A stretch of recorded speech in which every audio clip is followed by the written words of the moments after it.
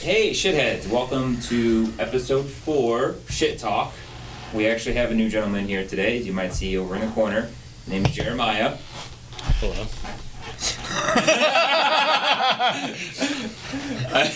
That was pretty weak. You gotta say a little bit more. A little bit more. Hola, como estes? I'm gonna say I think McLovin put a little bit more on his hello. Whoever the fuck that was. No, that was super bad. No, it was the even skinnier guy from Superbad. Whatever. Yeah. It's not important. Michael Cerna? Yes, Michael. Cerna. Yeah. It's whatever. We'll fix it. We'll fix it in post. Yeah. Episode 4. And we're back, and I have not been canceled yet. We have not been canceled yet. Yeah. Keyword. Yeah. First thing I want to talk about is actually a big thing that everyone has been getting all around. As you can see, I kept this up on purpose so you guys could read it during our whole banter.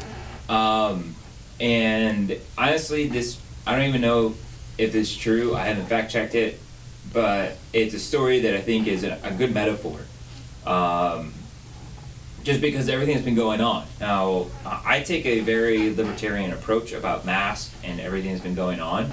I do what I want to do with my body. If I feel like I have a chance of spreading COVID, I put a mask on.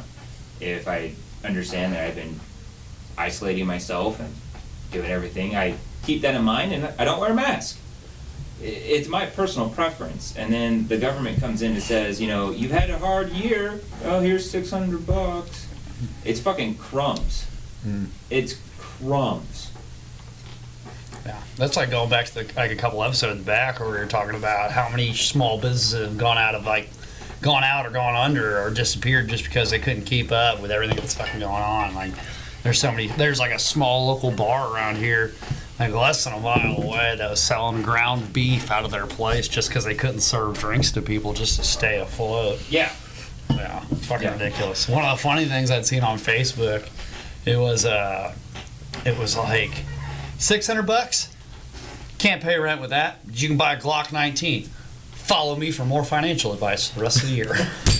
Yeah, I mean, like on one side, it's like that's cool. The government is giving me $600, but not when I paid a stupid amount of money to register my car in California. Yeah. It's like, what am I paying taxes for if they're gonna give me $600 when businesses can't stay open?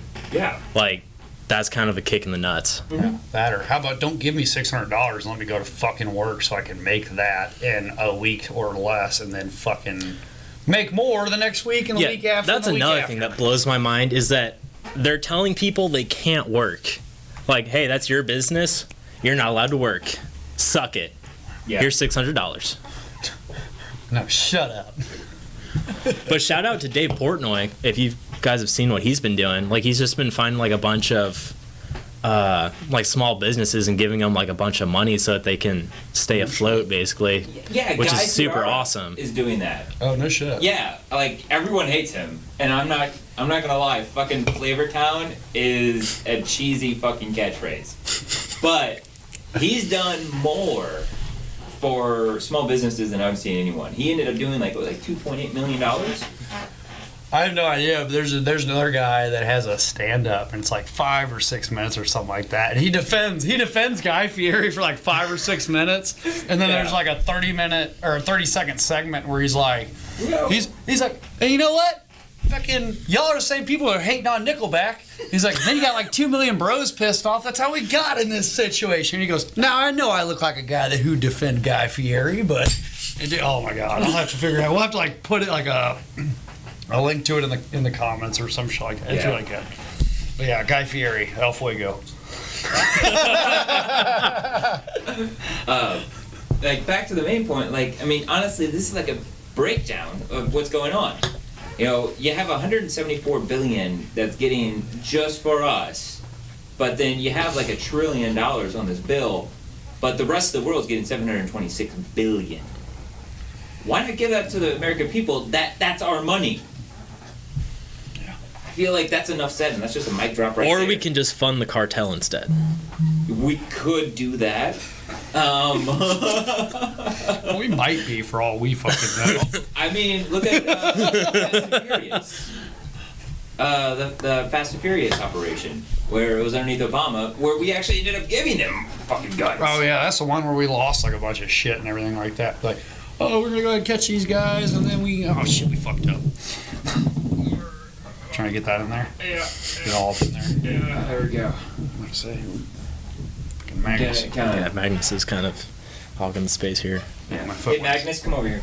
Yeah, you sitting on my... For some of you guys who don't know, Magnus is my Paparino. Come here, bud. Magnus is a white German Shepherd. Come here. He's kind of chilling out underneath the table right now. Oh, there he goes. Oh, hey, Magnus. Hey. Oh, you got a toy. You can kind of see him. There you go. Big white pupper right there. If you guys Come here, follow the TacticalSht.Official Instagram, I'll take some photos of him and stuff. And I think I got a photo with him holding an AK. And we also got some photos of him just hanging out with Dagger. And we talked about Dagger last episode. Murder demon. Yeah. But Magnus is just he's a lover, not a fighter. Yeah, I was trying to like gear up to do this podcast, and he was like all up in my shit for like 10 minutes trying to get me to play with him. I was like, dude, I gotta get ready to do this shit, and here we are again. I don't want to fucking bother him because I kicked him. And we're right back at square one. Right, bud? Sorry, dude. So, like, what are your guys' thoughts? Like, what do you think we should do? Should we go to that $2,000 limit, or do we do what Canada has been doing? Canada's actually been doing monthly stimulus checks. Understanding, like, you know, they put their economy in the shitter, and it's going to stay in the shitter for a while, but do you think that that's something we should be doing? Man, I don't know. I keep going back and forth on it. Mm-hmm. Like, I don't know, like the whole... I don't know, like, to be honest, I got my fucking stimulus check, the first one, never cashed it. It should have been direct deposit. Yeah. Mine was not. For Okay. other reasons. We won't get into that. And Come here. no, I never touched any of it. But at the same point in time, like, I don't know. At the same point in time, my fiance's sister, when all this shut down, they shut down the whole business for like a couple of months or so, and then she ended up having to go on. Welfare. Thank you. Welfare. There's a lot of times, I know you're new to the show, but there's going to be a lot of times where I just don't know a word, so just jump in if you think you know what it is. I usually look at Scott, but I appreciate it. But, so, like, there's been a few times where it's like, you know, a business shuts down, you know, they reopen, but they cut a lot of staff, which is exactly what happened. And I don't want to be wrong or nothing like that, but it was like a third or 2/3 of the whole staff got cut. And she was just magically out of a job. And she held a pretty prominent position in the whole area, which I get might not be something essential when you come back to a business like that. But at the same point in time, you know, there is a lot of people that probably do live off of welfare that are probably just milking the system, so to speak. But at the same point in time, like, I feel like this is exactly why this should be set up. And I think it should be, I don't know, not a little bit harder to get, but it should be better set up, and that it, you know, should be something that takes care of you a little bit more. Because she didn't have anything to do, and she's got, you know, a daughter and a son, and her son is, you know, on the side of special needs and has to have special care and stuff like that. And you know, she's out of money, and now she's got all this medication she's got to pay for him and everything like that. And I want to say it was only like a month or two before the welfare stopped. And she's just kind of fucking shit out of luck, which is terrible, but at the same point in time, like, the fuck am I going to do? You know, I can't just I got my own house to pay for, I got my own bills to pay for and everything like that. I'd love to give her as much as I can, but I fucking can't. Yeah. I'm not a multi-billionaire or nothing like that. Like, I'd be throwing out fucking $1,000 checks, like being in the infantry, throwing out ones at the strip club. You know what I mean? And so, I don't know. I feel like it should be set up a little bit better for not just all year round use, but like crisis situations or shit like this, there should be not a, let's divvy this up as much as we can, but hey, set this aside and we'll have like an emergency. Like a crisis nest egg. Yeah, exactly. Something like that if we do get into a situation like this and okay, hey, look, let's pop this fucking lockbox and start divvying it up to hardworking people that are no longer hardworking people because they don't have anywhere to go work hard. Yeah. Yeah, another thing that's like super annoying in my opinion is like the amount of inconsistency that's been with like all the stimulus and like welfare stuff since COVID popped off, because first they give us like that fat first stimulus paycheck, relatively speaking. Meeting call. And the welfare they were giving people, some people were making more money off that welfare than they were making at their job. So they're like, cool, paid vacation, I'm making more money. Yeah. But now it's like $600 check and the welfare is nothing to write home about.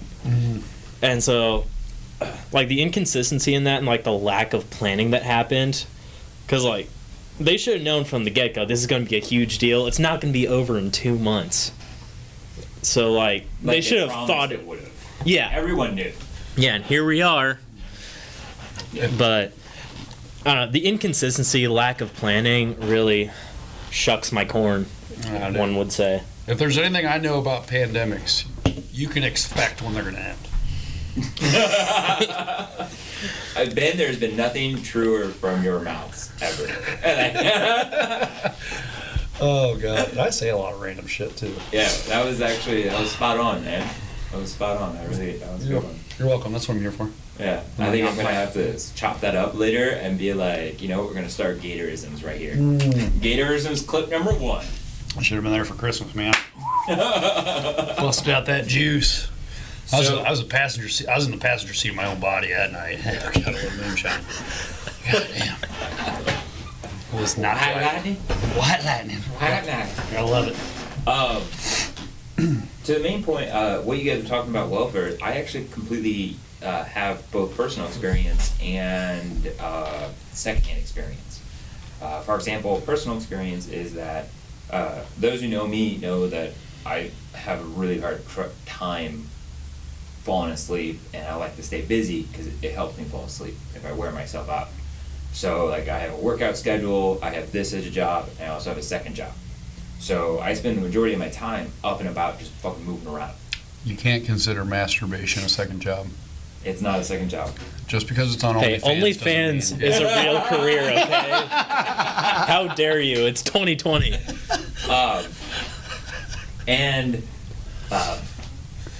So that second job I have, second job I have, they had people go on unemployment, and when they went on unemployment, they were actually making more than they were for the company. Now, it's a statement to the fact that the other company it's a pop culture store, and they sell comics, music, and video games, and it's nerd related. So there's not a lot of market there. It's very niche, and it's also at the exact same time, the profit isn't there. So you got to understand that you're doing this job because it's a passion, not because it's an extra lifestyle. Like, it's not extra cash flow. It's just because I had feelings for it. And because I had a full-time job, I didn't go on welfare. I didn't go on unemployment. I didn't try to pick up that stimulus. Whenever I got that stimulus check, you know what I did with it? I put it back. I thought about it. I really did. I put that money and I paid it towards my mortgage because I own my own home. What does a responsible human do? You spend that money responsibly. No, I lived in the barracks at the time. That $1,200 became one's real fast. I was about to say, yeah. Stimulus checks went out and the fucking strip clubs became packed. I don't know why all these strip clubs around Pendleton are popping off right now. And 29 Palms and anything else. I don't even remember what I bought with it. I know it wasn't something productive. Oh, dude. Well, the fact that you don't remember kind of leads to the fact that it might have been beer or alcohol, because I'm not gonna rule that out. That's a very, very viable option. Yeah, man. If you can't spend it on the hobbies you enjoy, then what's life about? Yeah. So, like, I had people, like, they were debating on whether or not to come back to work whenever we got the okay to open back up. And they were just like, we don't know if we should go. And I'm just like, you should go. And they're just like, well, I'm going to get less hours, and I'm going to get, not only that, but I'm going to not be able to do this. And I'm have all this free time, and I'm also getting paid for the free time. And I'm just like, don't be a hindrance to society. That is there for people in emergencies. It is not there for you to sit on your ass and take that money in. And like, I had a conversation with a couple people, and I know I might have been pissed off. I said a lot of things I shouldn't have said, but I was pissed off at the fact that they even thought about it, because I'm just like, that money is not there for you to be willy-nilly with. And my best friend, her sister, I get in fights with her about it all the time, because she's just like, oh, she's on welfare, she needs this and she needs that. And I'm just like, well, what is she doing for jobs? She's like, oh, she has this as a job, and she's getting this, but they're paying her in cash. And I'm just like, stop. Let's take 2 steps back. You said they're paying her cash. The reason why she's doing that is so she can fly under the radar. She's flying underneath the radar because she doesn't want to have that hit, and then it shows that she has a job. Because she's taking that money and she's getting the welfare. So she's taking money out of every single hardworking individual. And it fucking pisses me off. And I understand, like, you know, the welfare and unemployment, it's there for a reason. But don't take advantage of it, please. There's a lot of individuals, including myself, that we work way too hard, and we put that money aside for emergencies. Don't be a dick. Yeah, it's like, you don't call 911 and like have an ambulance called if you scrape your knee. Like, that's just a waste of time and energy. Yeah. Like, I don't know why people think the U.S. has money, because it doesn't. Like, the fact that we even got a stimulus check in the first place blew my mind. When, like, it started going around that we were going to get money and stuff, I was like, that's not going to happen. Like, with what money? Like, we're Yeah, it's like, how much money do we owe China? And they're giving us money for... How many people live in the U.S. now? Like, there's so many now that, like, I don't even know the number anymore. But it's a hefty amount. There's a whole lot. And it's like, where is this money coming from? Like, and people are trying to, like, rob the system and make even more. It's like, dude, be happy you even got something, which is like, well, I'm not really going to say anything about the $600 because, like, it's more than... So you pull it up this, like, live debt counter thing. I was like, it's moving so fast. This is the live national debt counter, and it actually shows you, like, here's the actual national debt, here's per citizen and per taxpayer. Wait, where's the per citizen one? Right there. You owe You can't just say 83 right grand, there. bud. Right there. 83 Ha! grand, bud. Well, that's off because Yeah. I am zero in debt. Well, I know that's, like, if everyone had to pay the national debt right now. Oh, okay, I got you. But per Stuff and things. taxpayer, it's 220,000. But we're $27 trillion in debt right now. And I'm just like, I'm pretty what sure the money? last time I checked that, it was like 16 trillion. Yeah, no, I think that's just nasty. That's just nasty. If we're in this much debt, why don't they just print that number and send it overseas? I'm not that dumb. I'm not that dumb, I swear. there's going to be some boomer like in his house in Lincoln County. Well, I don't know why we don't just nuke China. Oh my God, there has to be a boomer like that. I think that statement would make Ryan proud. It would. That's what I did the whole burp, burp, burp. I was like, yeah, I was thinking about Ryan. Well, if we just nuke them, the debt goes away. Oh, my God. We did it to the other ones, so why can't we do it again? Oh, dude, no shit, man. All right. Oh, my God. So moving into the next point I wanted to talk to you guys about. This one, I have it all laid out, and I'm gonna go into a slight statistics thing. Hopefully you guys can keep and carry along. I'm sorry, if you have questions, please stop, because I know that This is a if you have raise your hand type questions- deal. There's about to be a lot of uhs and fucking uhs. Okay, so if you guys remember a couple weeks ago now, that the U.S. Treasury announced that they were breached, possibly by Russia.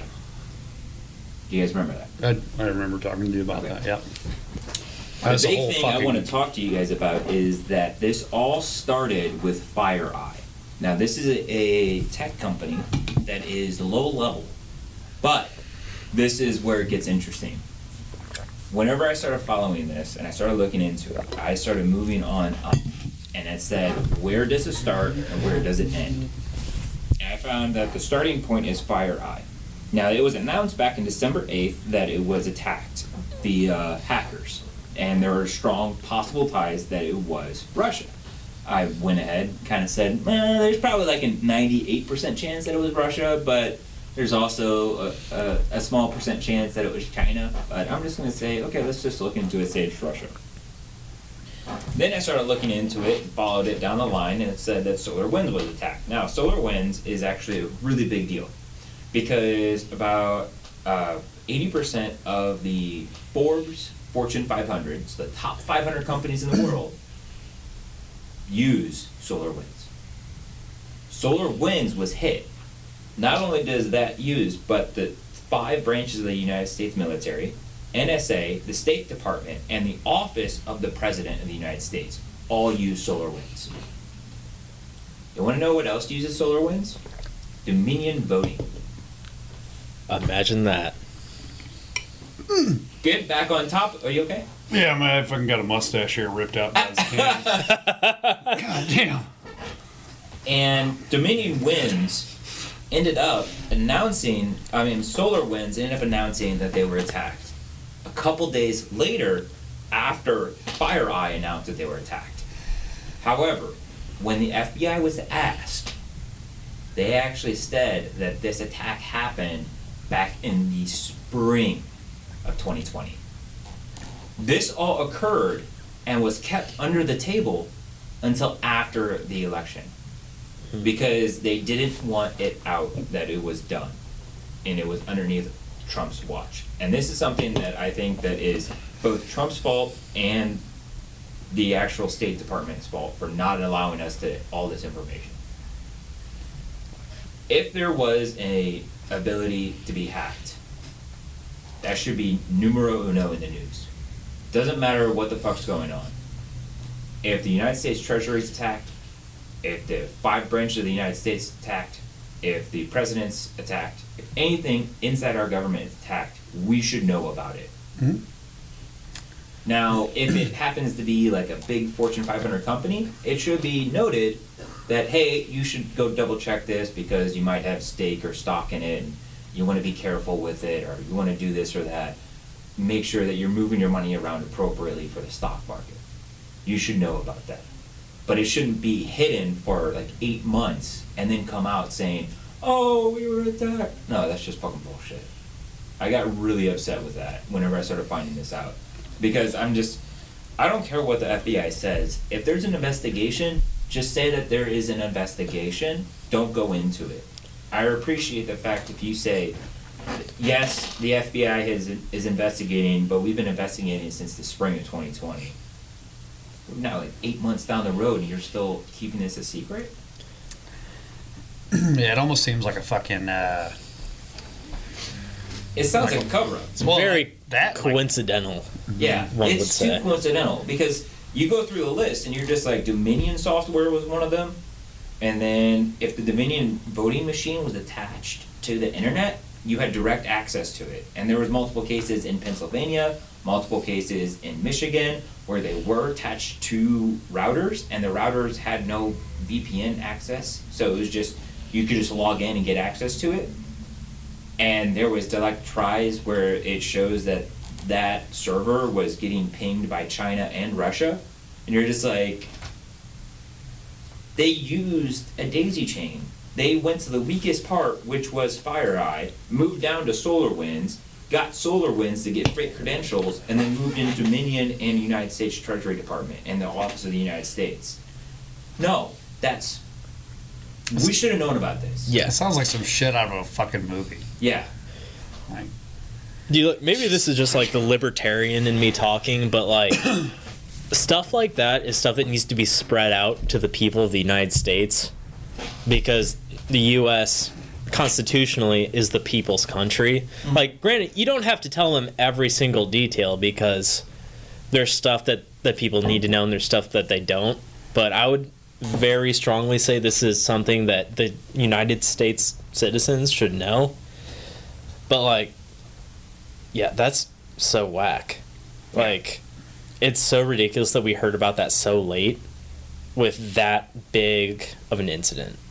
Like, well, like I said, like, you don't have to give every single detail. Like, you can keep it in the dark. But, like, that's absolutely insane how late we heard about that. Yeah. I remember me and you talking about that the other day, and you're like, "Oh yeah, did you hear this got hacked?" And I was like, "Yeah, I think I read something on that." You're like, "Did you know it happened in the spring?" I was, "What?" Yeah. It's like, God. Right when COVID popped off and Yeah, there's that fucking all that stuff. Well, it was afterwards. So, like, they were so focused on COVID that I feel like this would have been something that I would have accepted as a slight reprieve. It's Like a fresh breath air. Even though it was stale, it would have been nice to actually have something other than COVID, like fear-mongering. It's like, fuck, look. You see what's going on in the United States right now? They're all shut down because of COVID. They pocket sanded themselves.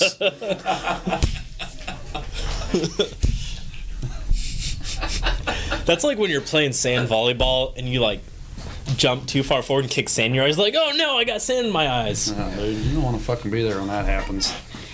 It's just no bueno. Things that happened in Newtown. Yeah, dude. No bueno. Yeah, dude. So, the next thing is actually, you guys are gonna love this. Oh god. You guys are gonna love this. We're gonna play a game. As long as it's not who's in the mouth. It is. I thought that was way too funny. We're not gonna turn the lights off, are we? Where's Magnus? Yeah. No. Light up that collar. What's that jar of peanut butter for? Oh, hell yeah, dude. Better be creamy. Better not be crunchy. It just doesn't have the same effect. Ben, Anyways. I know you're gonna love this one. It is Multiplication. deploy, Oh, yes. destroy, Yes. buy. Yes.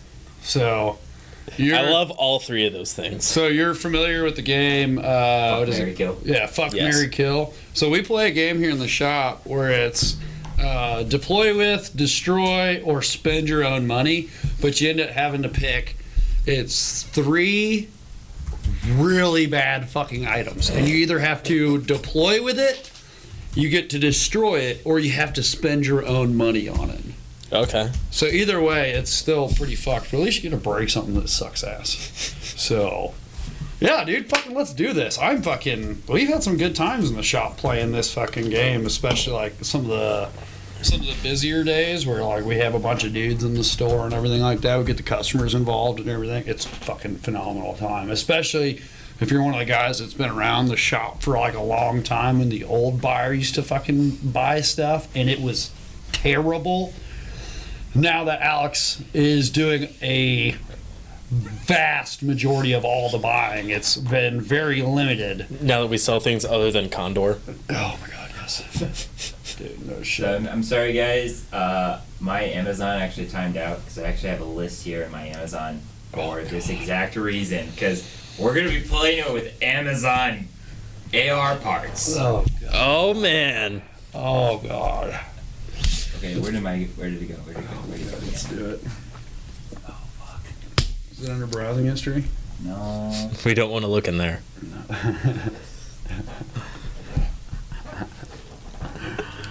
Oh god. Yeah, some of the other previous ones we've done is like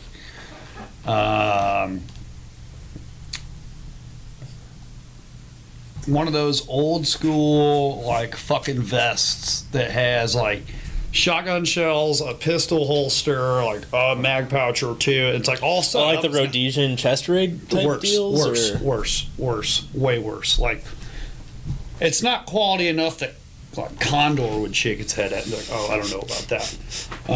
So like one of those vests, like a fucking a grip knife that jams into your fucking grip, and then like a holster that like attaches to a rail section on your rifle that holds a snub-nosed revolver.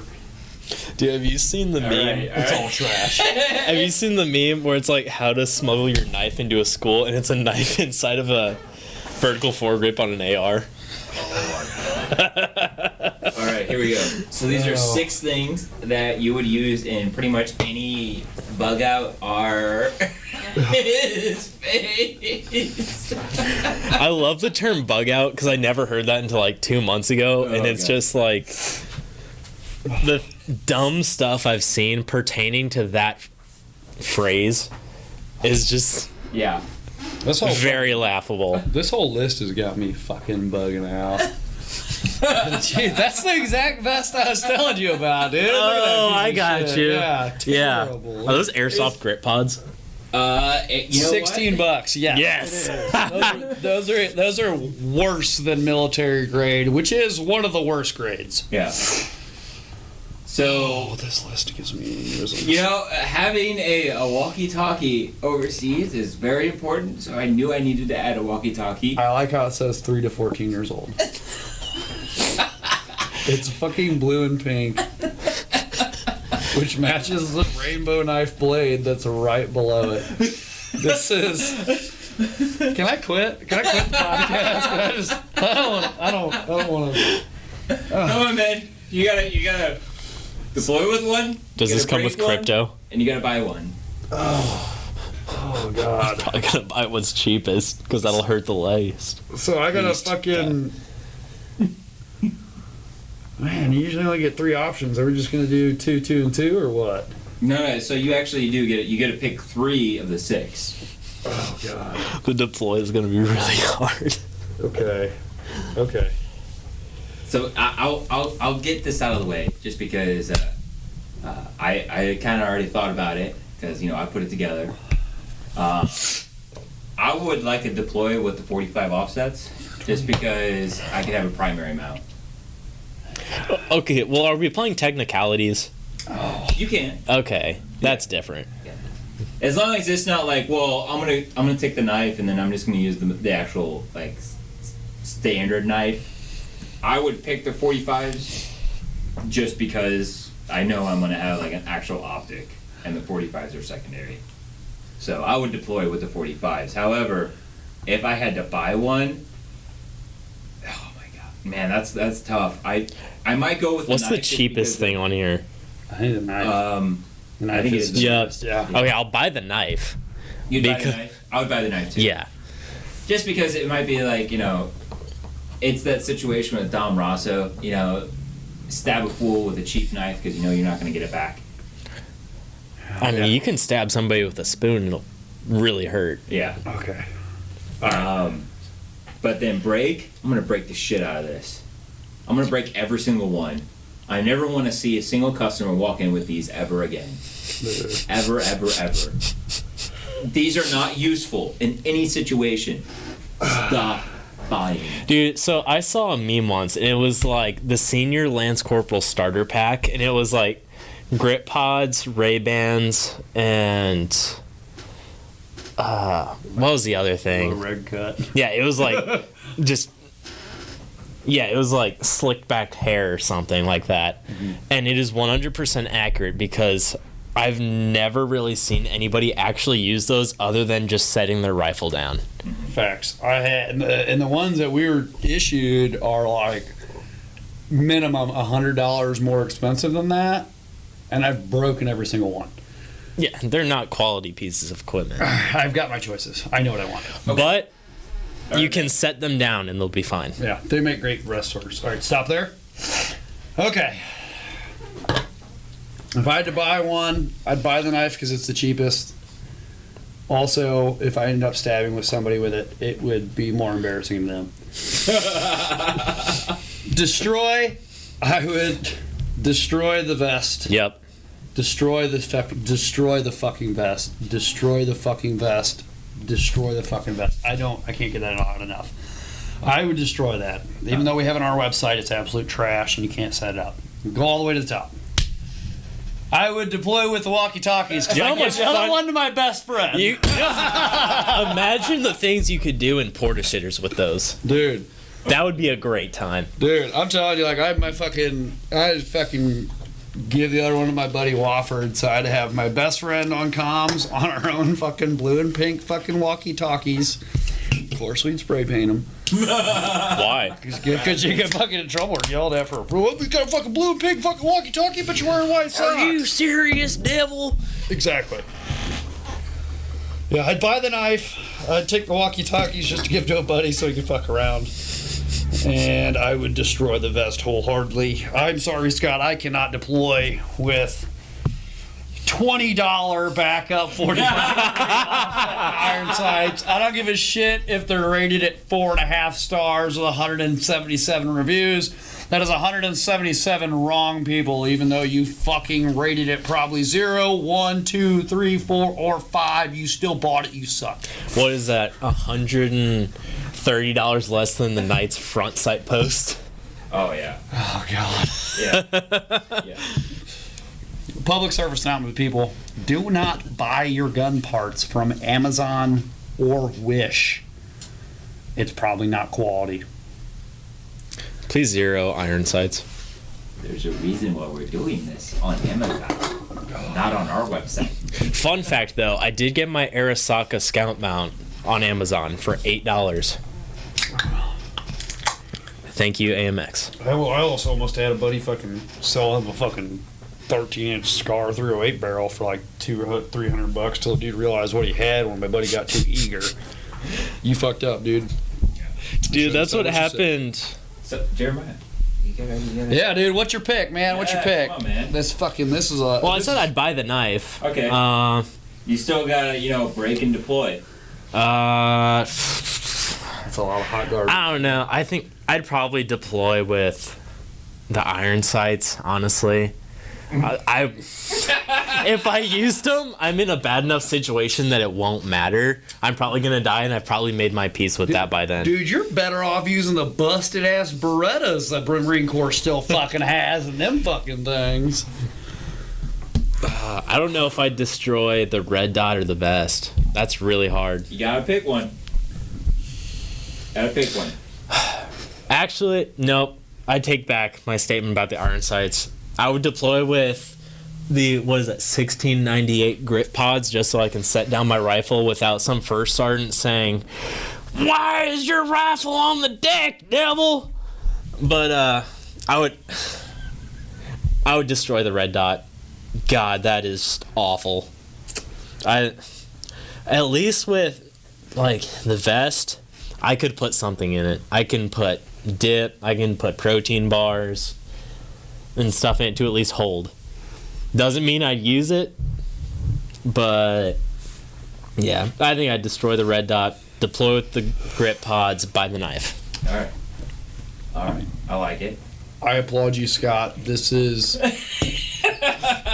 this is a brain buster. I'm not gonna lie. This is the best, worst round of deploy, destroy, and buy that I've ever fucking played. And we have mentioned some atrocious products in the games we've played on the retail floor, but this is the biggest dumpster fire I've ever seen, and this is par for the course for 2020. Dear Lord.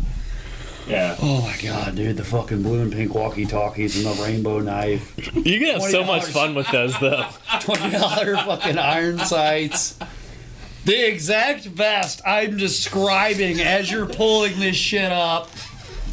A fucking optic that looks fucking cheaper than a fucking True Glow. And what's that other really terrible brand?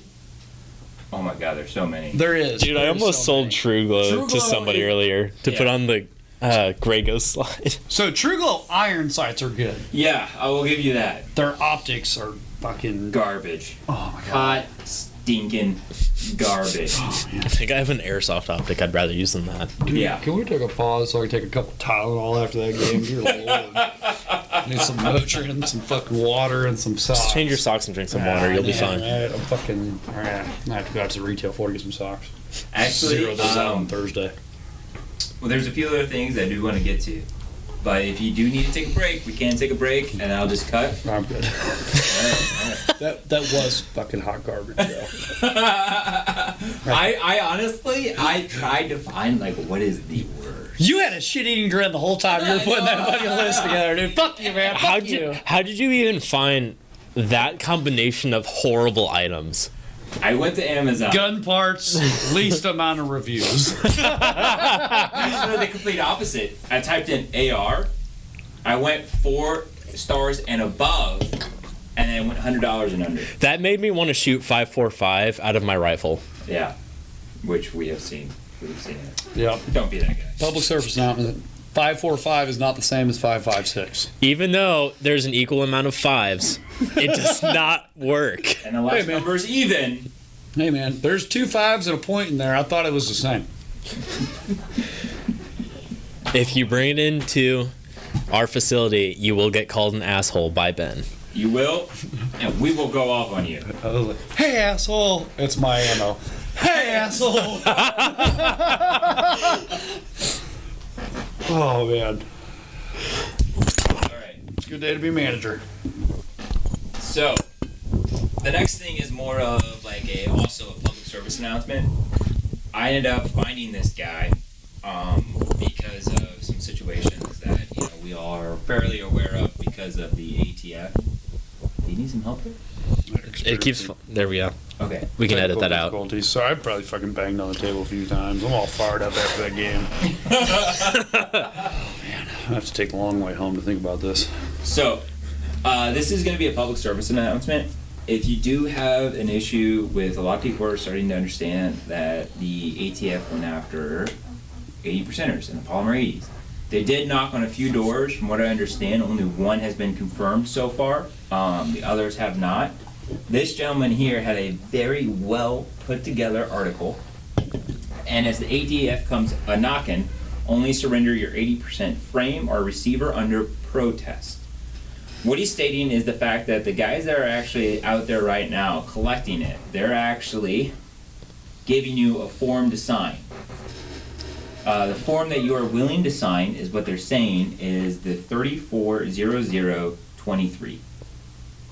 The one that they're asking you to sign is 34001. Though 34001, from my understanding, states that if you give it under duress, you give it under protest, but you find the point and you sign the one that's the .1, they have the legal right to destroy it. But if you sign the .23, they do not have the legal right to destroy it, and they have to sit on the weapon until it has actually been filed through the courts, and then they are not allowed to destroy it until you give them permission. So if it's illegal for you to have possession, then you can give them permission to destroy it. Possession? Yeah. Are you possession around this court? Judge Scott, I'm presiding in this court. So if someone comes a knocking on your door and you have an 80%er or you have one that you milled out yourself. Well, if somebody comes to knocking, they're gonna get a Glockin. Yeah. Like, sorry, I'm baiting. Sir, we can see you on your couch sitting in your underwear eating Cheetos. Yeah, whatever, quit creeping. So only sign the .23 because that means that if it does become legal, the government agrees that you do have the legal possession to own it, you can get that back and you can petition for it. If you sign the .1, they actually have the legal right, even if they say that you're allowed to own an 80%er, they have the legal right to destroy that weapon. Mm-hmm. So if something happens, do not sign it. Ask for the 340023. Mm-hmm. Public service announcement. No, that's definitely a good thing to go over. Yep. Speaking of which, the ATF is, as well as you guys have talked about with the last episode or the episode before that, we talked about the ATF, and I was a little mad, just slightly. I think we've done 2 and 2 now. Yeah. 2 out of the 4 that we've done, we've had a rant about the ATF. Well, let me just start off by saying, fuck the ATF. But I'll drink to that. Oh yeah, dude, I will Hey too. man, I got a dog in here. And I have a dog in here. Dude, you know what? Those motherfuckers are gonna kick through that door and they're gonna kill my dog just because you said that. You know what, dude? Dog killing motherfuckers. This is not my fault. Yeah, Michael Vick. I did not put your dog in harm's way. The ATF put your dog in their harm's way. Okay. Side note, I had a buddy who's like really into football in high school. Fucking loved football. I was a wide receiver for a long time, like throughout like high school and shit. And he actually like really liked Michael Vick. And when that whole fucking thing came out that he was like doing this whole like dog fighting shit and stuff like that, and he went like got charged and everything, he exclusively started wearing his Michael Vick jersey while he was walking his dogs. He's like, yeah, it's my dog walking jersey now. I was like, well, you know why you're getting all these weird fucking looks now, don't you motherfucker? I was like, Weird flex, but okay. dude, Yeah. hey, he's fucking, I don't know. And That, that Dude, whole that's thing was like- because they went after his cousin or his nephew. oh, dude, that was so long ago. I can't even remember. Yeah. I have no That's idea. like pert near the equivalent of when you're learning about like the Nazi regime in history, and then there's like one dude who's like, well, he had a point. Like, what the fuck, dude? It's a dog. Yeah. No, it's all fucked. Yeah. No, my side note, my friend is an idiot. I'm talking about you, Kyle. It's okay, he knows he's an idiot. One of my favorite things to do is when you're on a certain topic that's already edgy and then somebody says the words, I had a buddy, I just try to guess what they're going to come up with, and I would not have come up with that.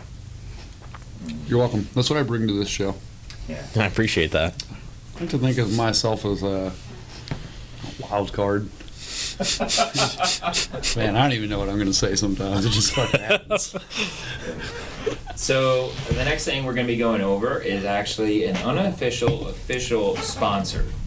Honestly, I have nothing but good things to say about this company right here, Dude, I love Pickleman's. Pickleman's.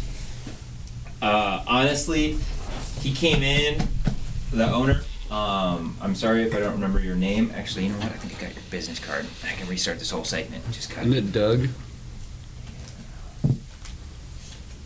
It is Doug. Nice. Doug from Pickleman's, the owner. Awesome guy. As some of you are aware, if you follow our Instagram, we actually had our floor shut down. Reason why we had it shut down for a day is because we were doing inventory. Ended up meeting Doug from Pickleman's, and there we go. I was about to say, that looks, yeah, that's clear. And Doug from Pickleman's came in. He's the owner. I had a very pleasant conversation, and then he ended up doing a fantastic job with hooking us up with food for our inventory. He went way above and beyond than what we actually needed or wanted, but he did an amazing job for us. So any shitheads that are in the St. Louis area, please get a couple from Pickleman's. We have this huge thing up there. You gotta take a screenshot of that little camera there. The guy's a great guy. Great food. What's that pizza you like? Dude, All of it. the truth. Their pizza is so good. The Truth Pizza, I don't like blue cheese, so I don't get it with blue cheese. But it's essentially, and I am not a person that goes outside the normal what I like. Like, dude, if I'm getting pizza, it's either pepperoni or double pepperoni. That is fucking it. This is a fucking chicken pizza with buffalo sauce, cheese, and barbecue sauce. And it is fucking awesome. It is called The Truth, and I highly recommend it. Dude, And apparently they make a lot of their sauces in-house and everything like that. So you can't even figure out what the what kind of ranch or like what kind of buffalo sauce or what kind of barbecue sauce. It's all just in-house and made stuff. But they got a bunch of sandwiches, bunch of pizzas. The dude, Doug, oh man, dude, he came through, man. He dropped off 4 pizzas, several different sandwiches. I want to say 3 or 4 different styles. He dropped off a box of 20 cookies, of which they make in house. And then, the dude hooked it up with like au jus sauce and like a shitload of ranch, dude. Fucking what a legend. Dude, when I walked into the kitchen and saw the Pickleman's container, it almost made me wish I was here for inventory. Almost. Not quite, but almost. Yeah, that's how good Pickleman's is. Oh, dude, there it is. The truth. Yeah. Pickleman's one-of-a-kind pizza is our buffalo chicken pizza with barbecue sauce on top. Don't be mistaken. I like it without blue cheese. It'll say that when you actually go in there. But it's fucking rad, and I highly recommend it. Like, the buffalo sauce is, like, underneath the cheese and the chicken. It's fucking dope, and they just fucking, cursive the barbecue all over the top. It's so rad, dude. Yeah. And honestly, he's been doing an amazing job with the food and the company, and we've been ordering it on a regular basis ever since, just because of how great he's been treating us. Oh, dude, yeah. Me and Kendall will fucking at least once a month order Pickleman's. Yeah. But I always get that truth pizza. It's just, dude, it's something else, man. I get a hankering for it when I think about it, dude. It's like tacos. I can't not get them. Dude, give me the truth pizza and give me chorizo tacos, and I don't need fucking nothing else until I get it. God, I love chorizo. Dude, I know. I love that fucking dirty meat. So, welcome back. Welcome back. There was some technical difficulties. Allegedly. Technical difficulties. That wasn't my fault. That I might have accidentally not pressed record when I said I pressed record. Yeah, we tried some champagne. I promptly switched back to beer. I don't want to drink champagne again. Yeah, no, you guys don't have to. It's promptly right here. This episode is going to be coming out at the beginning of the new year, hopefully right before New Year's Eve. So we did our toast to goodbye to 2020, which is why the champagne is FU 2020. Which stands for fuck you. Yeah. Mm-hmm. And we're saying goodbye and hello to 2021. Mm-hmm. Yeah. Overall, though, as shitty as the year it was actually a pretty good year for me. Yeah. Yeah, I learned a lot this year. I'm not gonna lie. I got engaged. Yeah. Oh, that's cool. Yeah. Yeah. Hey, I sat in the barracks for most of the year. everybody said it wouldn't happen. Joke's on you. She said yes. Or she just did it for the plate carrier. She's a smart woman. So, Love you, baby. backtracking a little bit here, we're going to be talking about real stories of tactical shit. In the real world. In the real world. Real world road rules. Road rules. MTV coming to you live. VH1. Back after it was no longer music and shit. Fucking gay. I don't even know how to classify MTV now. Yeah. Non-boomer related stuff with Rob Dyrdek hosting YouTube videos. Yeah. And other things that I honestly, haven't had cable in like 4 years. Yeah, I have not watched MTV in a while. I know Rob Dyrdek's got a fucking serious stronghold on MTV though. Good for you, Rob. I liked you when you were a skater. Now you're doing good things, bud. It was Robin Big that was great. Dude, I fucking love that show. Even Fantasy Factory was good. Yeah. I'm gonna fix one thing that I noticed. I think we might have hit it too hard. When did Dr. Pepper show up in the room? That's it's been here for a while. That's mine. Okay. Yeah, that's Scott. Scott's usually like I show up to work with like a bag full of monsters, and like Scott shows up with a 2-liter of Dr. Pepper every day. Yeah. To each his own. Hey man, everybody's got their fucking kryptonite. Yeah. Mine just happens to be too much of Budweiser all the fucking time, but hey, I'm living my life how I want to live, so Yeah. you'll have that. So back to the real stories of tactical shit. The first story I want to talk to you guys about is real tree camo. And uses that it should not be done on. You want to put it on clothes? Okay. You want to put it on your car? I would say that's even a fashion trend. Yeah. You want to put it on your car? That's okay. Don't put it on your mask respirator. Do not deck out your mask respirator. Yeah, how am I supposed to know that you're wearing a mask going into the bank? And for those of you that don't know what real tree camo looks like, this is real tree camo. You can see the branches and everything. Looks like Holy shit, is that a real tree? looks like birchwood to me, but I couldn't tell. It's a t-shirt. So this gentleman walked in and he had a painter style. Yeah, all the way around. All the way around. So much so that we could not hear what he was asking for. I just remember him walking up to the optics, where we have all of our scopes, and he's like looking at it, and he says something, and we're just like, what? And he says something again, and we're just like, what? I'm just like, first focal plane? Yeah, like the guy was asking for first focal plane optics, but I couldn't understand him because he had a full plane of this, and every time he's talking, this is what he sounded like. It was miserable. I'm not gonna lie. The first time you did that, Yeah. I was like, he's either saying first focal plane or football team.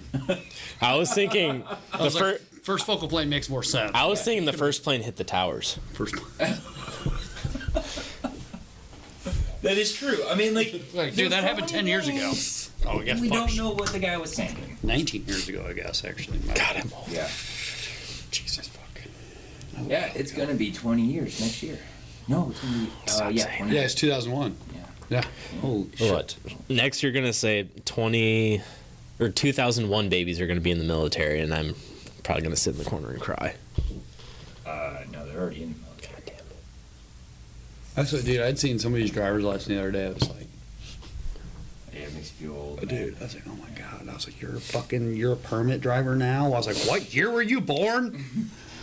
Where were you when 9/11 happened? 2000 what? I guess. I don't know. Blowjob? 2005. 2005 babies are getting their permits this year. That's so weird. Holy shit. That's so weird. And Dude, Monsters Inc. had been out for 3 years at that point. The fact How do that you the know fact, that? the fact that you know the year that came out. So that's actually like one of my earliest childhood memories is seeing the trailers for Monsters Inc.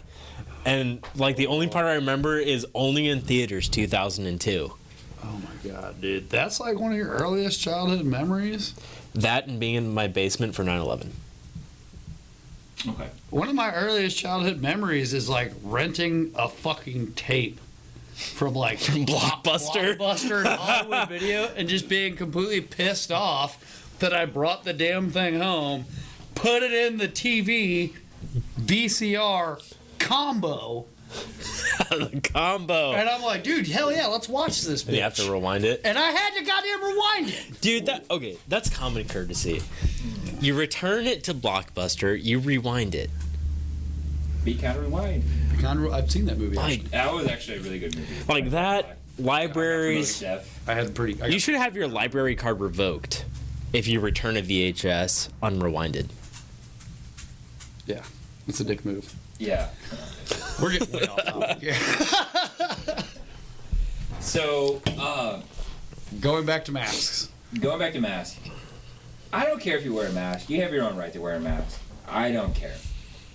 But don't wear a mask that I can't understand you when you're asking something. Please. Or at least have the common courtesy to maybe write it down, do something, just be nice, don't be a dick. And that's my real story. Yeah, no, that and that's one of the things is I never thought that and like if you had asked me a year ago, that everybody's going to be wearing a fucking mask everywhere, and it's going to be some sort of like fucking fashion trend, and everybody was going to be doing all their whatever and everything like that. Now, don't get me wrong, my fiance's got one that's got like shark's teeth on it, and I'm like, Okay, that's pretty cool. that's pretty rad. I've got one that's got like Woodland and like Haley strategic logos all over That's it and sick. stuff. I didn't pay for it, so I'm like completely happy to have it, but I'm not going to throw it away because it's Travis Haley's company, and I am a huge fanboy. Well, if I have to told wear you- one, it'll be HSP. Yeah, dude, I told him at SHOT Show too. I was like, whatever. But dude, if you would have asked me a year ago that people were going to be wearing masks in certain locations, like gun stores, firing ranges, and gun parts stores, much like ours, and fucking banks. Fucking banks. Banks. Where there's supposed to be High level of security. high level security. Allegedly. A lot of money. Yeah, from the movies you wouldn't tell. Them motherfuckers always get knocked out. Yeah. But Well, no, it's just oh my god, it's just I get told every time I go to a bank that I have to wear a mask to get change this fucking year. I have to wear a mask in a bank. You know who else used to wear masks inside fucking banks? Bank Fucking robbers. bank robbers. Bank robbers, dude. What's the difference between me wearing a mask that covers right here or wearing one that doesn't cover right here and right here? The only similarity there is it covers something and my beard's still gonna be fucking hanging out. But Dude, banks? Are you fucking kidding me? You know how hard it is to be an honest fucking person going into a bank with a mask on? I'm like, why am I here to do normal legal stuff when I've already got a fucking mask on and I can just put a bigger one on and ask for a few extra things that shouldn't be on the docket? Bet you didn't know I knew that word, did you? You're welcome. dude, going back to it being a fashion statement, wearing a mask now. So back when I was in California, there was this car meet that I'd go to every Saturday. It was like a huge deal at like one of the outlet malls in San Clemente. But so, I saw one dude wearing a Supreme mask. I was like, "Hey, dude, how much did your mask cost?" $80, dude. No. You fucking wizard. did it really cost Are you fucking for $80? real? Yeah, What the fuck? No for a way. fucking Supreme mask. No. I don't know if he had like some kind of bedazzled, ultra fucking breathable, not really doing its job Supreme mask, but this dude's like $80. And I'm like, why? Like, I Amazon Primed a 3-pack of really comfortable masks for $15, and I'd say that's pushing it. But, God. $80. And then, circling back to my rant that is forever deleted from this podcast. We'll bring it in because Okay. I still know want to if hit on this again. Yeah, I don't know if you watched episode 3. We actually had some video quality issues, which I'm sorry, but I ended up fixing it in post, where I actually had like little snippets of pictures and stuff, and I showed Ben. I sent it to you. But if you guys watch episode 3, you get like an hour in. We ended up having video technical issues, and it was not my fault that time. It actually became corrupted. So I jumped up ahead of it, and I took care of it. It became Chicago'd. Yeah. I just got that. You're welcome. Can I state my piece about Yeah, no, man. this? Go. Before- your aggression. Go ahead. Before I went on a very screaming rant about wearing a mask into our store. So, it is your God-given right to wear a mask if you want to in our store. You do you, boo-boo. But if you're gonna wear a mask in our fucking store, speak up. All of us are fucking veterans for the most part, and we can't hear fucking shit. So if you're standing 4 feet away from the counter and you're whispering to tell me that you want a bolt for some fucking bolt carrier group that doesn't actually exist, speak the fuck up. because I don't know what you're talking about, and I hate it. Stop. Dude, no shit. Fuck. That's the funny thing is, like, our front door sign is fucking wonderful right now because it says something to the effect of wear a mask or don't, because this is America and freedom and stuff. Just don't talk to it about us, or don't talk to us about it, because I rest assure you, we don't fucking care. That last line is my favorite part. We should put a P.S. If you talk soft or fucking mumble, we require you not to wear a mask, because I'm not a fucking mumble expert and I can't fucking translate. Yeah. Like, honestly, like, we have guys that come in that I've received a phone call before, and the lady was just like, I'm sorry, I'm 80, but I'm outside, and I really need this. Do you mind just bringing it out and come getting my credit card? I'd be like, Do you mind coming in and paying for it? well, I actually, like, she was concerned because we don't have masks. And I'm just like, you know what? I'll take the sale. I walked inside, ran the credit card, walked it out to her, and then she was on her way. Like, you know, it's not hard, but I wasn't super busy at the time. If I was super busy, I would have been like, I'm sorry, I don't have the time to step away at the moment. But I had the time to step away at the moment. That's fair. We are Good on you. We are nice people. Yeah. We are just also very angry and aggressive people. Please don't shoot 545 out of your 556. Yeah, don't. That's a public service announcement. It's just because there's 2 5s and a point in there. It's not the fucking same shit. It does not round. 545 does not round up to 556. So Yeah. should we say that? Yeah. Could we please make a sign for the front door that says that? Oh my god. You know, you're more than welcome to. I'm all about, like, if you have something and you feel like you're being ingenuity, if you have an idea, go full force into it. I'm on it. Yeah. Make a sign. I have a day off tomorrow. I'm going to make a sign that says that. Do it. We got a sign we have to put up anyways, which is the second thing we're going to be talking about. Oh my god. Oh, If this is the sign that I'm thinking of, The one way. Fucking talk about that. Yeah. Because I've got one way. this is the sign equivalent of One Direction. Yeah. So those that have been to our retail store here in St. Louis, you're aware that we are on the outer road right next to the highway. Prime location, because you're driving by, you see our sign. You drive by on the highway, you see the sign coming in different ways, and it's just great location. However, someone in the higher-ups of the government gives you a hint right there, decided we're gonna make it a one-way street. Do you know when the next turnaround is? It's a mile down the road. Imagine being told you have to turn around, go to the other side of the highway, drive a mile back because you missed it. You just went out of your way another like 2.5 miles, because then you have to cross Cave Springs to come to our side of the Highway 70 again. I would like to Cave Springs is no joke. I would like to give my piece about these one-way highway outer road things. Oh, no. I will be more happy to give it. Give me a couple seconds. All right. I will wait. So, don't do that. I'm gonna get third in line on that. Don't do that. That does nothing to help businesses. That's just causing a traffic jam.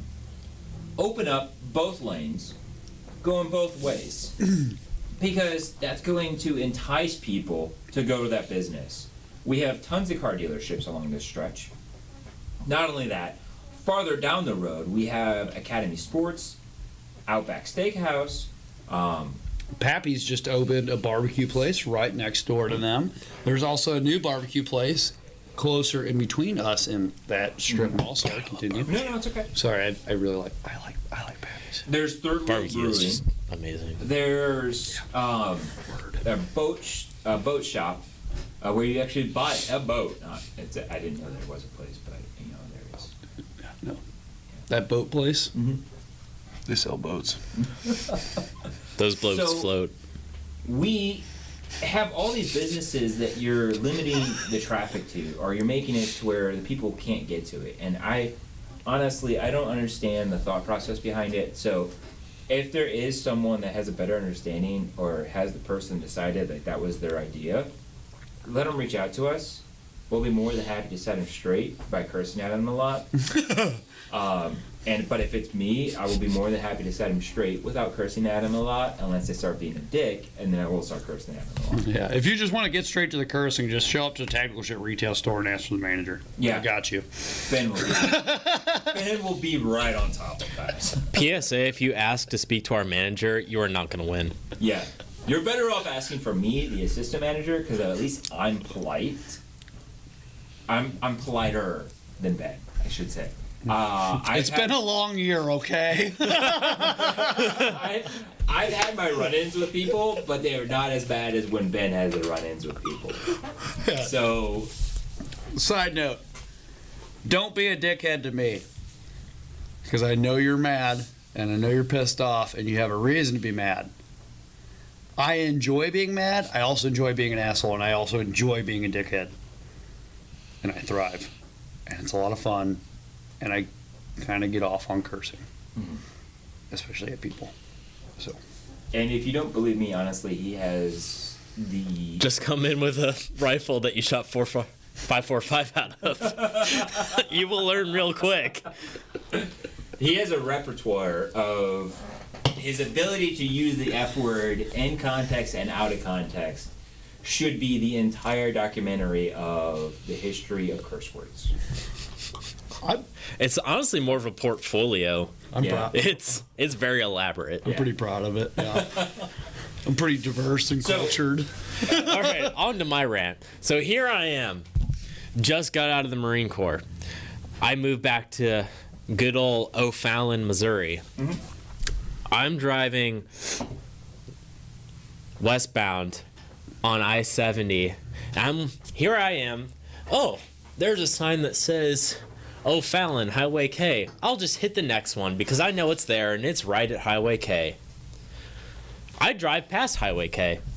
I said, what the hell happened to the exit? And I have to drive to fucking Wentzville so I can turn around so I can fucking get home because some dickhead decided that he only wanted to make it one way and some weird ass fucking exit at Highway K to fucking turn left. I'm really not a fan. So, No, it's pretty fucking terrible. what he's talking about is right here. So, this God, is how Scott it's is on set. top of this, and I really appreciate that. No, This he's is how really, it's 70. he's really good. And he's coming along. Thing is, in order to get off at Highway K, you have to get off right here. This is where the fucking exit is for Highway K. Here's Highway K down here. You gotta get off way the fuck back. It's here. like a solid These guys- 2 I like miles. these guys right here, Eagle Armory. I'm gonna give a shout out to these guys. Those guys are pretty dope. Nice, Mark Keith, love them. Yeah, I would say if the top two places we usually send people, if we don't have something, is always going to be Ultimate Defense and Eagle Armory. We're very partial to the two people that that run the place, manage the place, own the place. The employees that work there, they're less aggressive than we are. Knowledge, Not wrong. knowledge is there, but it's we do have kind of an environment. It's like what's that place that throws the biscuits at you? Oh, Oh, that's is it Red Lobster? no, No, it's not Red Lobster. They have the cheesy biscuits. Lambert's. Lamberts. We're like yeah. Lamberts, but instead of throwing biscuits, we throw hate at you. It's awesome. Hey, Hate. The funny thing is people laugh because I feel like they buy from us because we insult them. It's like Oh, that place in Vegas where you put the bag on your head and they tell you you're like a dirty slut or something. No, dude, I've had I've never been there, but I want to go there now. over the past show you pictures 6 later. years, I've had like 8 customers come in that are like, I've heard. Like this is going back to what you guys were saying earlier. They're like, I've heard about you. Can I take a video of you cursing me out? And I'm like, Dude, it's part of, I'm like, hell at this yeah. point, it's like part of the tactical shit experience. Yeah. Another one is at Vevix, where they purposely are rude to you in Yeah. Chicago. There's also is it Dick's? There's another restaurant in like Illinois called Dick's where they're like purposely rude to you and stuff like that. Ben is the Gordon Ramsay of the tactical industry. Dude, I love to hate on people, but here's the thing about that is I might hate on a lot of people and I might talk a lot of shit to people, but I rest assured I think less of myself. So ask any of the guys, they can pretty much tell you that. Did you finish your point? Yeah, that's it. Okay. I'm really On- upset on about the these. Highway K thing. So, no, and that's one of the shitty things is so they did this right here at what is that? That'd be TR Hughes. So, if you're here locally, it's supposed to be the new Highway K exit, which is Scott. If you go to the right here on that overpass, just behind. Stop. So that should be TR Hughes. All the way to the left is Highway K, and you used to be able to get off in both and go to either direction, but now above Scott's cursor, you can only go west, and below Scott's cursor, you can only go east. As Which you can see, there are little arrows here. yeah, zoom in on that a little bit. Yeah. So you can see that there are arrows going in opposite directions on either side of the highway, which is, whatever. I fucking, I had a big thing. I was like, dude, I was anti-roundabout for the longest of times. I actually like roundabouts. I hated roundabouts because I hate not going directly where I'm supposed to be going. But I do understand roundabouts are more effective for keeping the flow of traffic moving. And so that I just hate the fact that I'm here and I might have to go all the way around to here to get to where I'm going. I hate that. But I do understand how effective they are and how much more efficient it is for the flow of traffic. All right? Still not happy about it, but I'm going to put that aside. I'm a fan. I'm not going to lie. And I'm not a fan, but I'm still salty about having to go an opposite direction to go a different direction. That Anyways. one to get to Bass Pro, though, is pretty clutch. So you don't have to go all the way down to 5th Street. Yeah, I like that one. That one's not bad. But this fucking blows ass. Especially because we highly recommend Eagle Armory, especially for like certain things that we don't carry, whether they be like really Gucci guns or whatever it is. But we commonly have to tell our customers all the time, look, you're gonna have to get off just after TR Hughes. It's the new Highway K exit. Get off on the highway and start pumping your brakes. Yeah, literally, as soon as you see that O'Fallon sign, turn the blinkers on and you're right there. Yeah. God forbid there's somebody else in the lane when you merge onto that and try to get onto the service road because you're just gonna fucking mix it. Because it's literally the exit, it flattens out, and Eagle Armory's right here. If you're going, if you turn off cruise control right before you get off on that exit, you're gonna blow right past it. And then guess what? You're gonna have to go down to that next exit, come back across, and come back over. And they're trying to do the same damn shit right here in St. Charles at our exit. They're trying to make Cave Springs, and I'd have to look this back up, but I want to say it's from Cave Springs down to Mid-River. They're trying to make the service roads one way on each side. Now, I've tried to look at this because I'm like, you know what? It's not a roundabout. How terrible could that be? It's fucking atrocious. Mm-hmm. It's going to and I already drive 30 to 40 minutes into work every day. I'm not complaining about that. I actually thoroughly enjoy a long drive. I get to, listen to something casual. I get to chill the fuck out. Kind of do Listen my to own the thing. Shit Talk podcast. Hell yeah, dude. I get to listen to something on my way home, and I get to listen to something on the way into work. And I thoroughly enjoy it.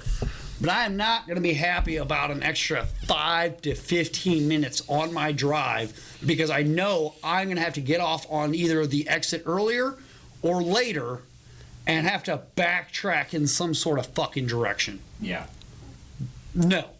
And so somebody dropped off a 3.5 foot by like 6 foot sign for our shop to hang out in front of the store. And if you guys drive by our store, if you come out and you go east, there's 3 or 4 businesses to the left of us that have these signs hung up. Now, we've been a little busy. Ain't got to hang my sign yet. I'm sorry about that. Holiday but I'm season. getting it out there. It'll be a big red sign, white letters. And it's fucking bullshit. Yeah, Fuck that. Fuck that. I completely agree.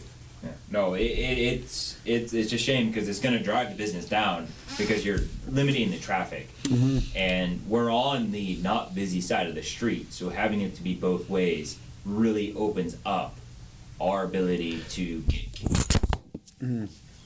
That's gonna struggle all night. That fucking thing. We gotta figure something out with that, dude. Duct tape.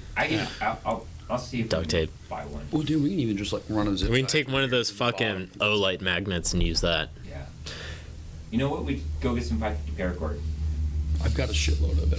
He's got a sling. He's got a sling full of it. Dude, I got a shitload of it laying in my fucking bag right now. Are we editing that out? Oh no, I'll leave it in, but I'll just dim it down. So Right. It doesn't make a big noise. Yeah, I was gonna say. But yeah, like going back to that.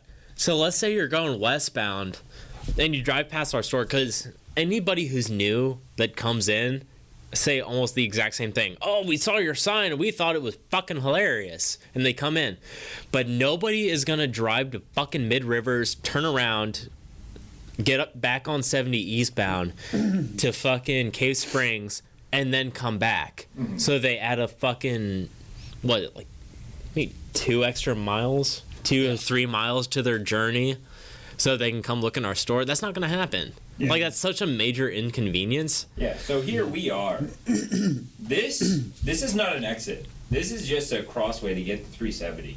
You come all the way down, then you got to get over here, then come back, then go back, and then come in. Or even then, if you do get off on 370 from the highway, you can come up, stop, get off right there on the service road, come down, come over, come back around, come through some fucking neighborhoods, come back through a fucking apartment complex, and then get to the back way of us.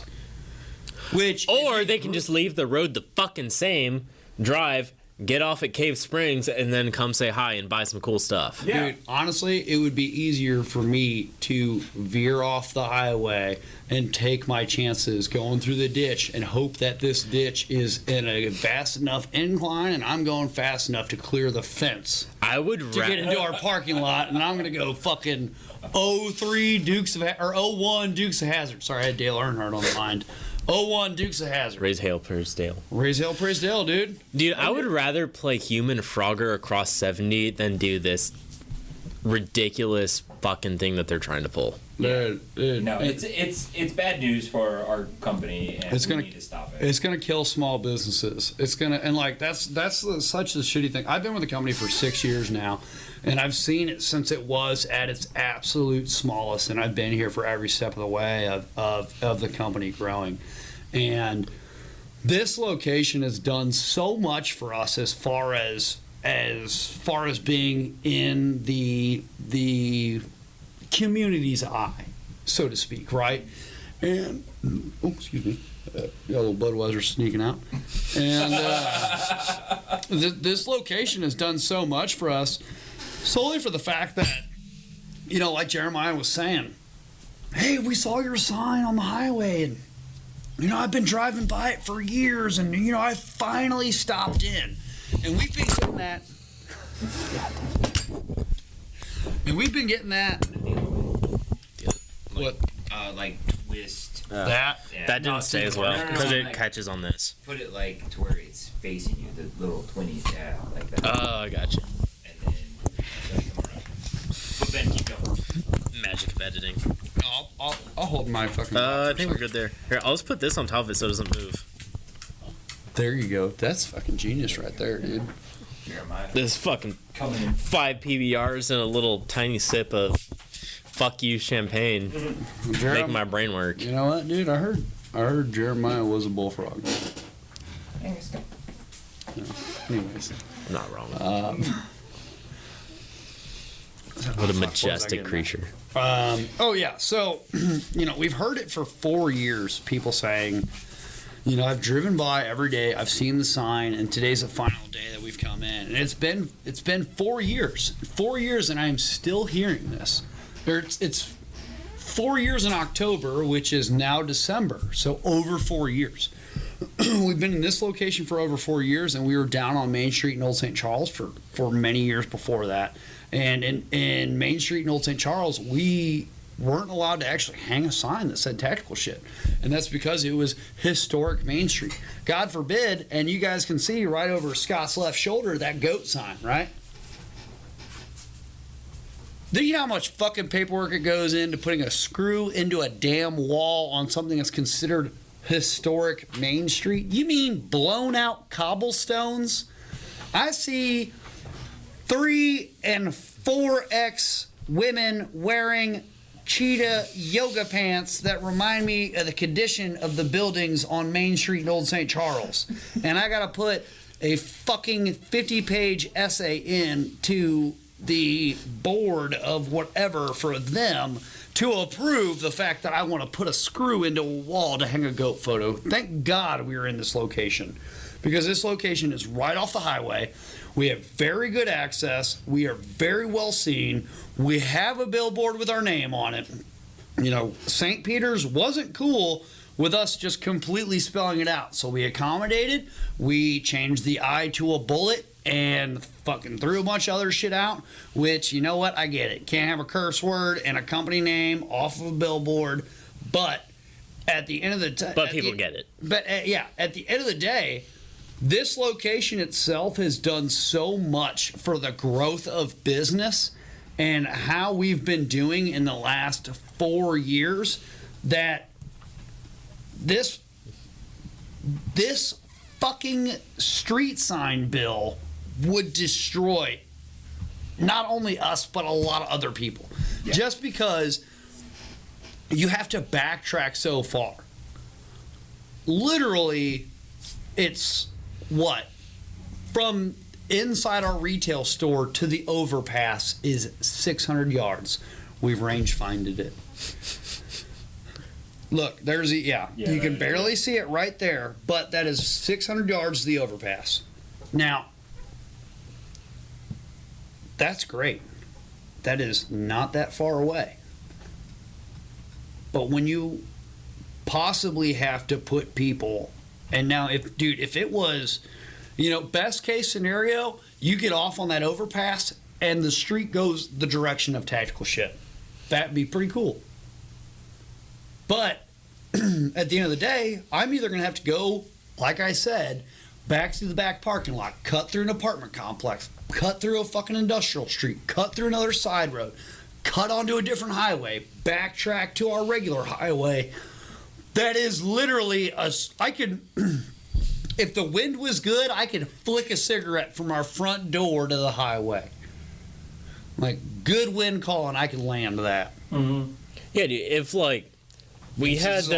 we had those street signs where it said rest stop, gas, restaurants or whatever, saying half a mile tactical shit retail store, that'd be pretty cash money. Then people could just get off at Cave Springs, carry on with the plan of the day. Those things are cheap. Yeah, they are not cheap. Because you pay annually for that. Yeah, that's an ongoing thing. So you're gonna get past Cave Springs, and then you're gonna see oh, that place looks fucking funny.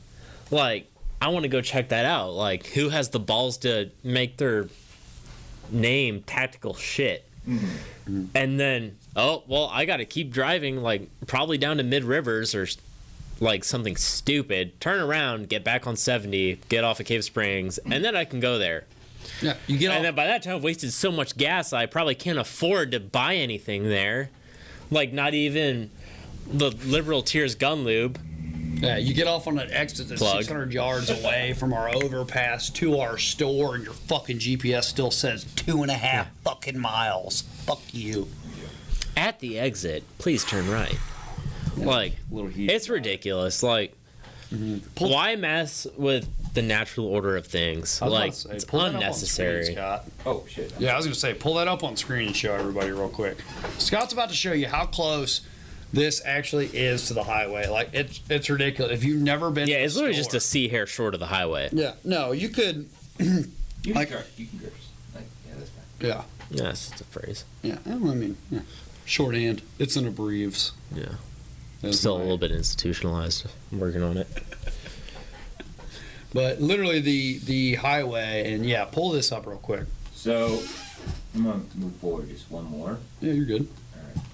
And So- right here you can see our front door and the tactical shit. Rotate to the right a little bit so you can see like the entrance. I'm gonna say rotate. We keep going a little bit more, a little bit more. So this is the entrance of our parking lot right here, which comes in. We share this with the storage unit. There's the boat place, both of which now have signs against this. Also, please don't drive like a fucking asshole in our parking lot. I don't know what it is. Most people hit our parking lot like it's a racetrack, like they're about to like hit the line off the starting This line. is not a JDM fucking drift meet. Dude, it's also not a drag strip. You ain't going from red, yellow, yellow, yellow, yellow, green, and fucking trying to like get the best fucking start and traction. But if you scroll from right to left, going towards the left, that's the different way, but it's okay. The other left. Yeah, you can see our parking lot's pretty big, but this is, let's say that's about 2.5 Humvees worth of grass between our Humvee and the shoulder. And then if you keep going, a really small 2-lane road, of which closest to the highway, the shoulder probably is barely big enough for a car, which has some grass, so granted you can get in there. The shoulder in between us and the road has a little bit more room, but the highway's right there. We probably That have, truck is the highway. yeah, and that's a three-lane highway as well. So, oh, there's a nice little tractor trailer there, a bunch of cars. That dude's got a shitload of donuts on his car, it looks like. What a turd. Anyway, sorry. But you can see, like, literally, go back. That's an exit sign for 370 right there, because that's how close 370 is. But if you keep going, that's the overpass right there. You can see, yep, there's the green sign and the overpass itself. So it's about 600 yards. But right down this way, and if they change all this, then it's just going to be a nightmare. I would much rather have a roundabout. I would rather have 20 roundabouts between this overpass and the next one than to have a 1 lane on one way and a 1 lane on another way. Yeah. Fucking stupid. All right. Oh, we're gonna be moving on. Okay. We still have that last one. Man. Very last one. Still not happy about this before we move on, but okay. Yeah. Still not happy. We're gonna be going over favorite Batman. So, sorry, I gotta remove our beautiful faces. Our windows. Yeah, so you can see the full scope of all the Batmans. These are gonna be all the Batmans right here. Now you got an original Batman, which actually has purple gloves. A lot of people didn't know that. Not only that, but original Batman also had a gun. And everyone's just like, Batman doesn't use guns. It's like, bullshit. Everybody's got Go a read Glock. Detective Comics number 27. He has a gun. He even hangs a guy, man. He was hard. He Says the guy hanged, talking about comics. hung a guy in Batman Begins. Yeah, just saying. fucking Batman was well hung. Yeah, he was. That's what Scott said. Well, in Batman Damned issue number 1, they actually did show the Batwing. That was the first time they did it. The Bat Wang. Yeah, that's actually the official name of it, is the Batwang. I know, man. Fucking- Technicalities. BB, the Bat Bulge. So there's a lot of different Batmans. You got your live actions down here. That's why they put black underwear over the Batman suit when they started Because out. hard to see. Gray's got the best print. Yeah, that's where I wear my gray silkies all the time. Yeah, TJ was actually just bitching about that because, you can see some good printing. Oh, you can't see that because of the fucking thing. Allegedly. Printing in gray sweatpants is the biggest printing, and I'm not talking about gun-related stuff. But yes, I am talking about people packing. Packing the real. Yeah. Tube steak. So there's even Tube steak with the you mushroom got tip. here like Dick Grayson, Tim Drake, Dick Grayson. Azazel, Flashpoint, which is actually that's Thomas Wayne, his father, because ended up in Flashpoint, Bruce dies, Martha dies, but Thomas stays alive, but then Martha goes insane. It's good.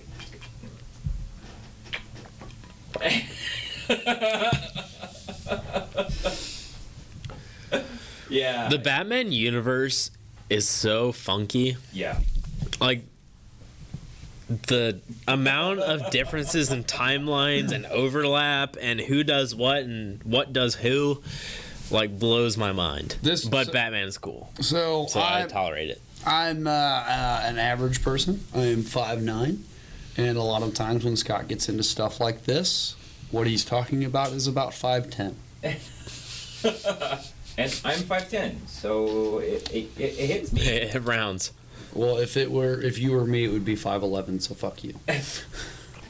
And I'm not doing a brand shout out. No endorsement to 511 Tactical. No endorsement. Just it was over. Buy your Black Rifle coffee from us. It was over your head. So I'll save my favorite Batman for last. What's your favorite Batman? Okay. So I talked to you about this the other day, and I don't know if this falls into the spectrum, but my favorite Batman is from the Arkham series. Okay. Yes. Which also kind of falls into like the animated series and stuff, but I think that like from the video games with Kevin Costner and Kevin Conroy. Conroy. Whoa. See, that's those PBRs kicking in. Thank you for correcting me because I'd actually feel bad about that. And Mark Hamill, OG, that Joker. baseball. Like they just work so well together, and it just fits like such a perfect description of Batman versus Joker and all that. Like that's my favorite portrayal of Batman. Yeah. Like it just works so well. So yeah, the one that he. There's no weird growly voice like in the Dark Knight series. Is what like as amazing as those movies are. Like I don't know, it just works. I love those. The one that he's talking about is actually this one right here, and this one right here. Because this was actually voiced by Kevin Conroy, and the Batman Beyond that is not Terry McGinnis was voiced for Kevin Conroy, and he's not down here, but he actually did do a live adaptation in the Arrowverse. So the Arrow Flash, they did a huge Elseworld. He ended up coming back and actually doing a live portrayal as Batman, who was crippled and had a skeletal, like all this animatronics on his body in order to help him move. Isn't that when like Nightwing started coming into play and stuff, or is that so later on? Woman. Okay. That whole timeline is well beyond my IQ. Which is why I'm happy that they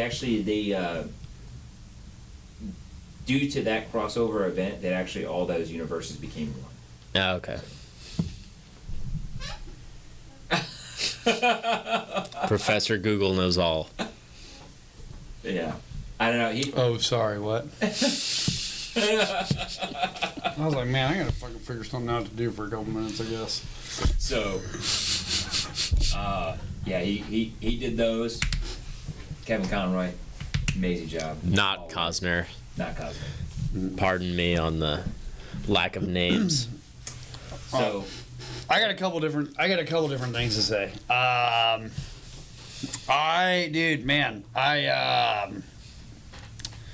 grew up on the Val Kilmer movies. Val Kilmer was fucking great. There's fucking Val Kilmer versus Arnold Schwarzenegger and Danny DeVito, man, which is like Danny DeVito playing a villain.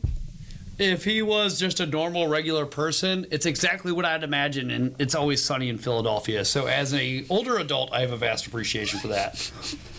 I also, like, I don't know, I got a thing for, like, 80s, 90s action movies and stuff like that. I get, like, real hammered on my off day and watch, like, a shitload of, like, Dolph Lundgren movies and, like, Jean-Claude Van Damme and all that kind of bullshit that I grew up on. You know, whatever, like my dad took me to all these old action movies. He's like, don't tell your mom, it's fine. I'm like, yeah, roger that, cool, awesome, let's watch people get fucked up. And as far as like actually thoroughly enjoying, you know what, dude, I like Christian Bale as Batman. I think he did a good job. The voice was a little bit much for me, and I'm not like, for all you people at home, I don't get like super into the Marvel or DC universe or anything like that, but I do enjoy these movies and stuff like that. But I think Christian Bale did a good job. Some of the voice thing where it's, whoa, where is he? Where's Rachel? Yeah, and which is one of the reasons why I thoroughly enjoy College Humor's Bad Man. And the College Humor Bad Man videos are fucking hilarious. One thing, but I do want to say, out of everything of all time, like fucking Heath Ledger's Joker, fucking solid. Now, childhood stuff. I was super into cartoons when I was younger. And I thought the Batman Beyond costume as a cartoon was the most menacing and dope fucking Batman outfit of all time. Not including some of the newer stuff that looks like really good that you're like, that's not CGI. That might have been actually made. Yeah. So what's not on here is Batflick. Ben Affleck as Batman. I'd never heard that term before, and I was like, is that a rom-com or what? No, that's Ben Affleck as Okay. Batman.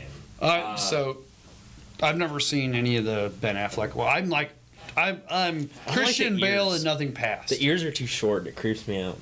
Well, his It ears looks are- like when you chop the ears off of like a pit bull. It's like, come on. Well, the look that they were going for was more of the Dark Knight Returns, which is like the Frank Miller look, which is Okay. why he was like just so broad. Yeah, Christian Bale's outfit and then the Batman Beyond outfit were the fucking dopest.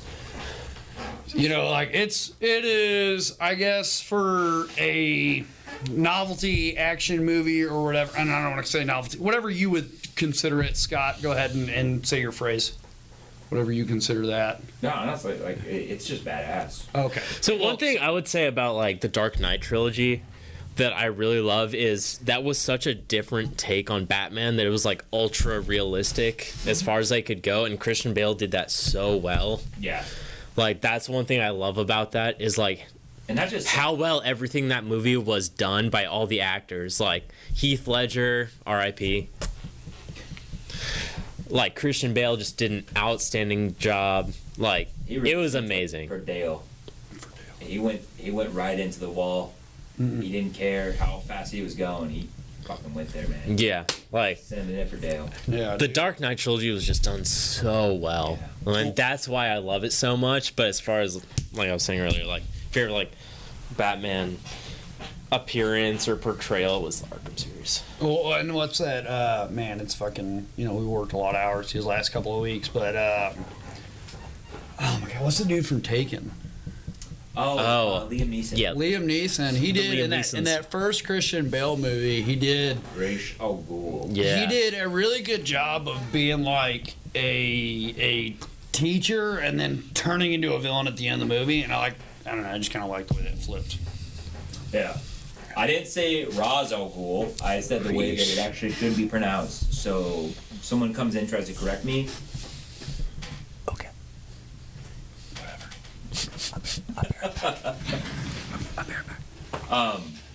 My thing is actually back to what Ben was saying. My favorite Batman is actually Terry McGinnis. And that's Batman Beyond. That's a solid choice. Yeah. Not traditional, but that's a good one. I really liked it because it stepped away from, this is not your normal Batman. It took it as, there needs to be a Batman. Yeah, that went into the whole Batman is an idea, not a person. Yeah.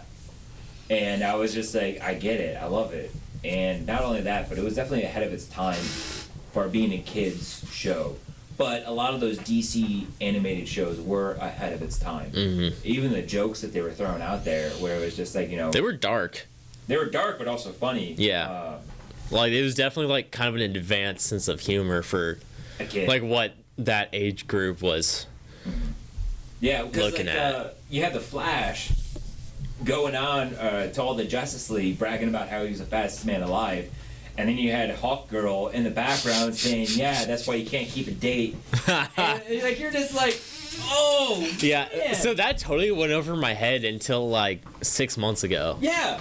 But I was like, oh my gosh. that's one of the cool things is that they did a good job bringing it in as an adult. I can rewatch it and appreciate it, but you know what? I'm just gonna sit there and pass out with it. I'm not gonna actually watch it.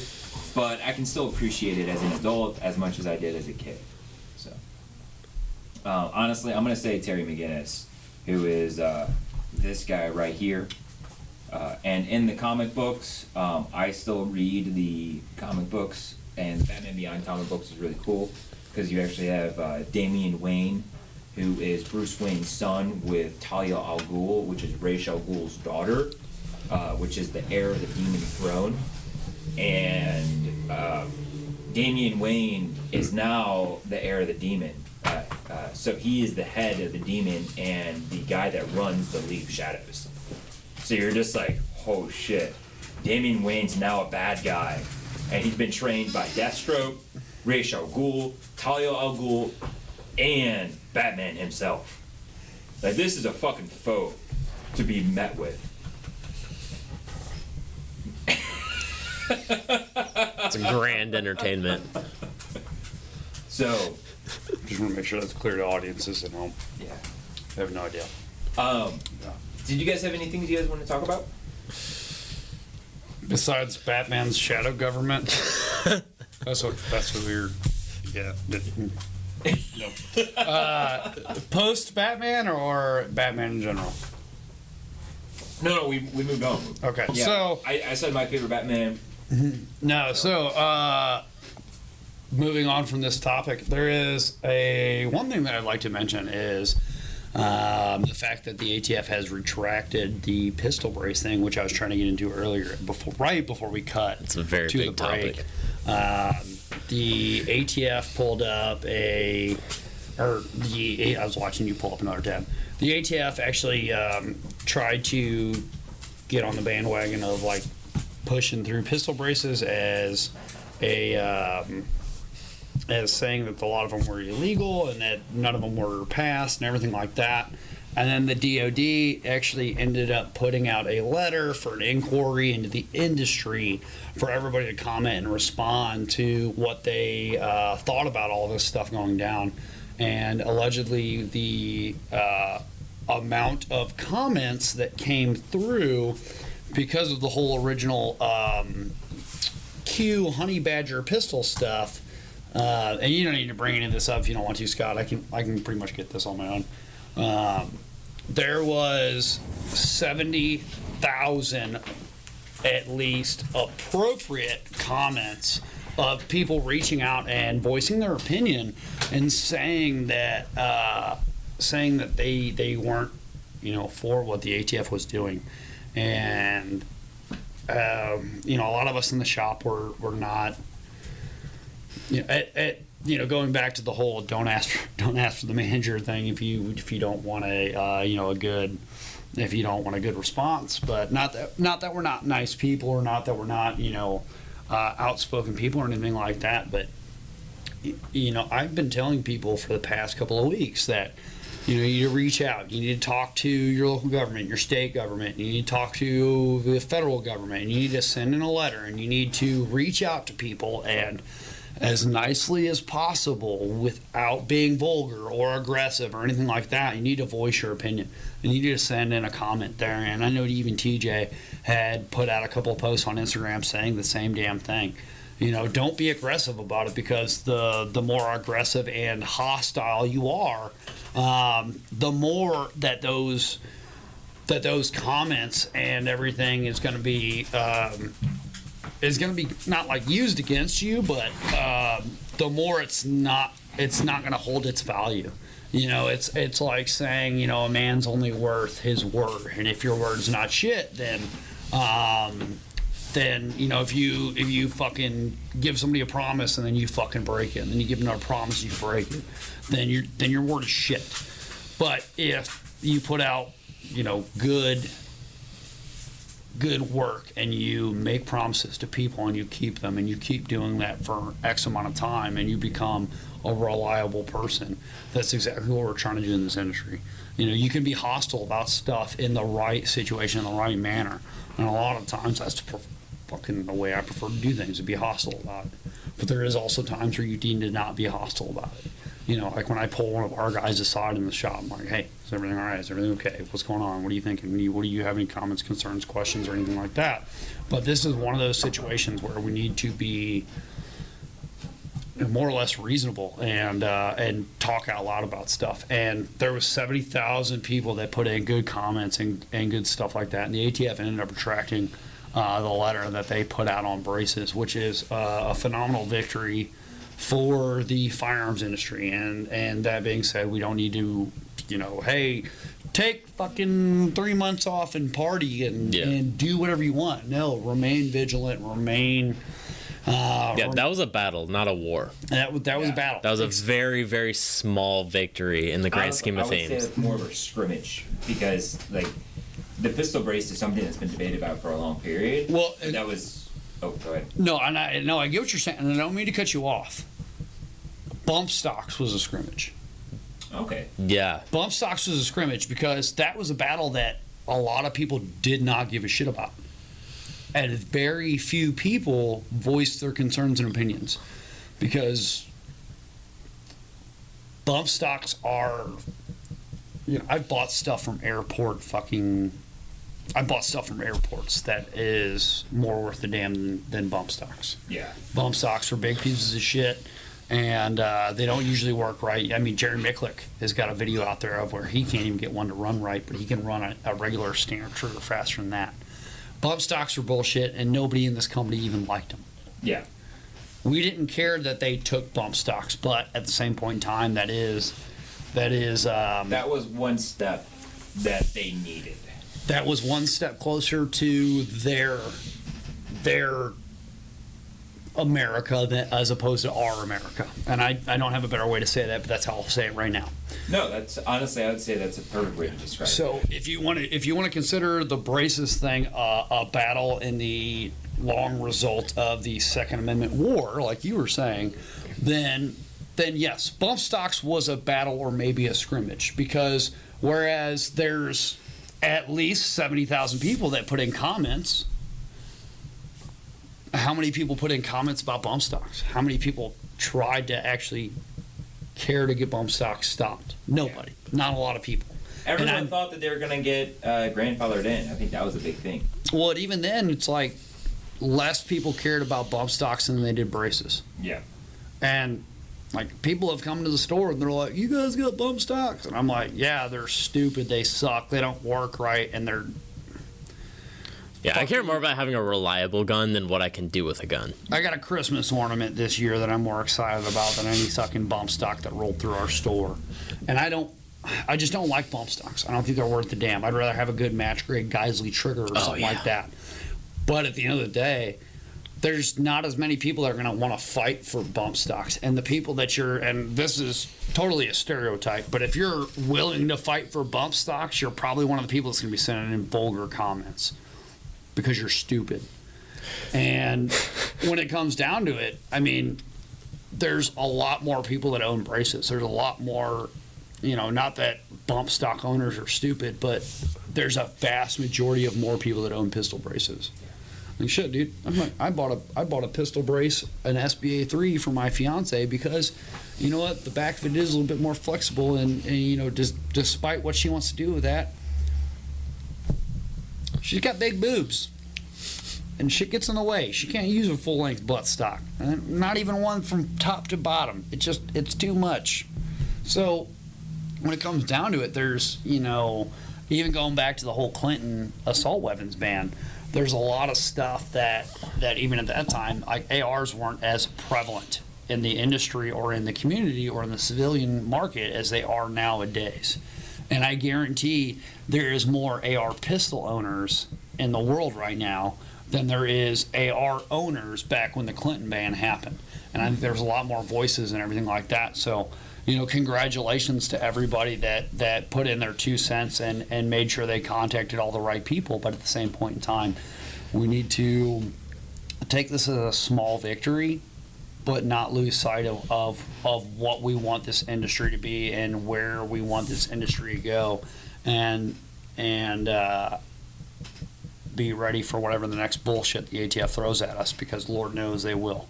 So So another thing I've noticed about that is like it's pretty obvious that this was just a way for the ATF to kind of probe to see what would happen with it and how the gun community would respond. But the gun community needs to look at this and see what they can do instead of just sitting on their asses. Yeah. Like if they speak their word, like this is still America at the moment. Like for the most part, the people fucking rule. So this is just a testament that like the gun community needs to keep fighting back instead of just sitting around and be like, oh well, if it happens, it happens. I'll just go fishing and lose my rifle. No, fuck you. You're gonna be a felon. Deal with it. No. Like I don't know how many times I've had to tell people, like, the day that you have to go lose your weapons in a boating accident is the day you should be using them. Yep. And I don't mean that to be like, unpromoted violence. I'm telling you, if they decide that it's necessary for me to start destroying my weapons and stuff that like I'm passionate about, it's the day that you're starting to That's the second you on my rights. Yeah, that's the second that you revoke the fucking Constitution. Yeah. 'Cause Like you're literally accepting that the Constitution is void. So that's your own fault. And that's why like the fact that the ATF and like the NFA and all like the stupid shit that they do, that's the people's fault. They let it happen. Like look at this. Look how many people responded so quickly like to such a small issue, you could say. So like this is just proof what the people can do. Like as long as you have the fucking balls to actually stand up and do something instead of just sitting on your ass and letting the government control you, which is not what America is about. Like, that's the one thing I've noticed about it. No, and that's another thing too is like, over the course of the last, let's say, and I can't remember because we had inventory legitimately 2 weeks ago, and I'm still catching up on sleep from that because God I pulled bless a you 90 guys. hour. Yeah, I pulled a 90-hour week. I ended up working a 36.5-hour shift, and that's not including like the couple hours I was awake before I went to work and like the 3 hours or 4 hours I was awake after I got home. And Lord, I don't even know how I fucking stayed awake that long. But that's one of the things is ever since the ATF brought this letter out, is there's been people that have been saying, hey, what do you think we should do? I'm like, you should fucking write somebody. You should write as many people as you can. And then the DOD came out with that letter. And even before the DOD came out with that letter, and after that, was it the DOJ or the DOD? Because the DOD is the Department of Defense, right? Yeah. yeah, Department of Justice. was it the DOJ? Anyways, so Technicalities. yeah. Oh, You know what? It actually says right here, DOJ. Sorry, I was fucking going on a thing, and we had movement. We had movement forward. Backtracking on what I was saying about still catching up on sleep. The DOJ, they put in that inquiry, but even before the inquiry and after the inquiry, this is one of those things that I made very adamant that I was saying to customers. I was like, voice your opinion. Don't be verbal. Or be verbal. Don't be aggressive. Don't be hostile. But reach out and say something. Don't be that motherfucker that's like, ATF, a bunch of dicks. Well, you not- can Yeah. suck my dick. What does that do? well, not Nothing. even that, and do whatever the hell you want. But at the same point in time, the thing that I tried to get across the board to most people, if I had a chance to say it is not even that. Don't be hostile, don't be aggressive. Send as many comments as you can. And I was giving them a list of 3 to 7 people to send this to. But the last thing I would say to them is send it to them. Don't wait for somebody else. Don't think somebody else is going to do it, because you have that, and it's no matter where you're at, no matter what job, whether it's a branch of military or it's a community or a city or a town or a particular job. We always have a lot of stuff where people are saying, you know what, we should do this, but I'm sure somebody else will. Yeah. This is not one of those things where we should have, and I'm glad that a lot of people did. I'm glad for everybody that actually reached out, because that is one of the things that I was very adamant about, is do not think somebody else is going to do this. Yeah. Because if you think somebody else is going to do this for you, then that's one less person that is going to be out there pushing for this.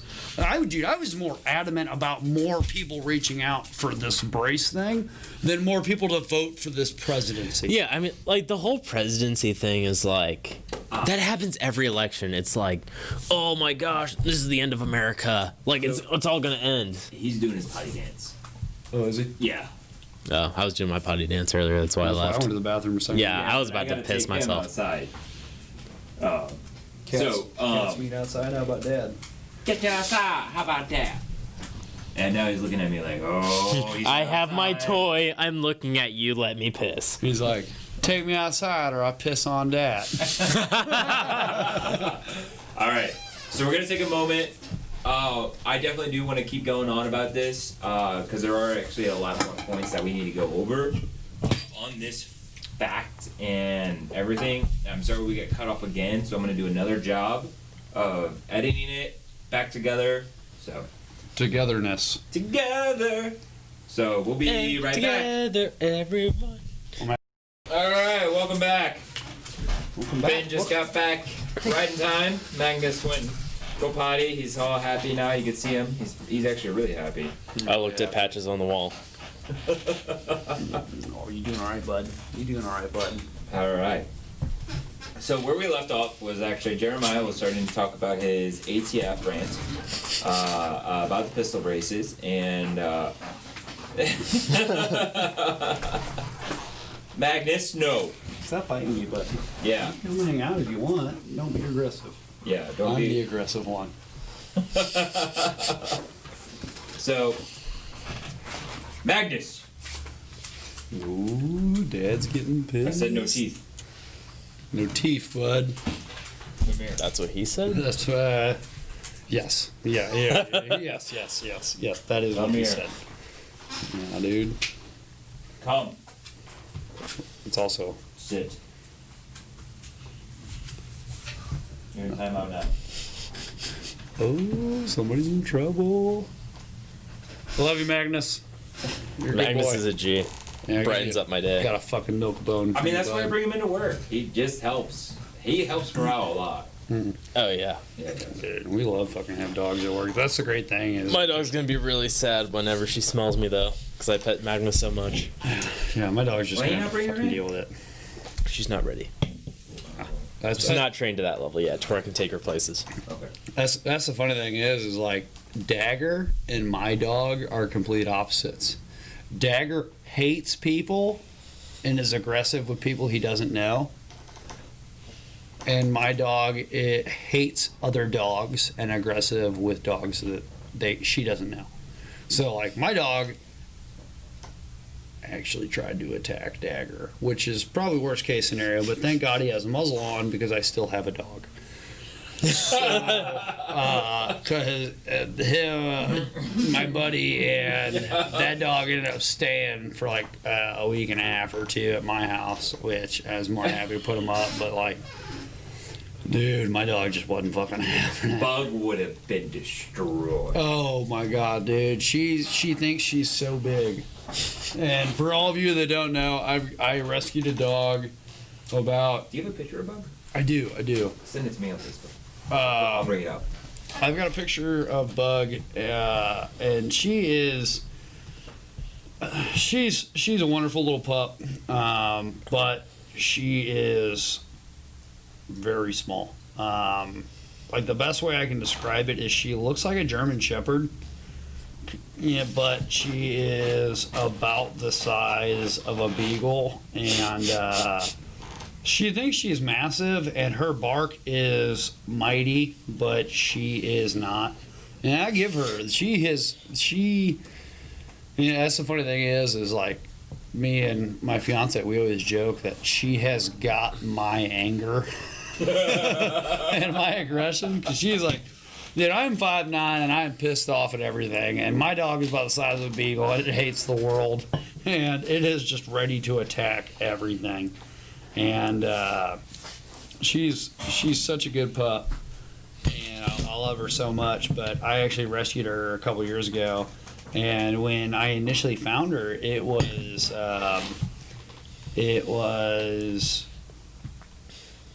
two years ago, and at the time it was like negative 10 degrees outside with the wind chill and everything like that, and just not a good place for a dog to be at all. But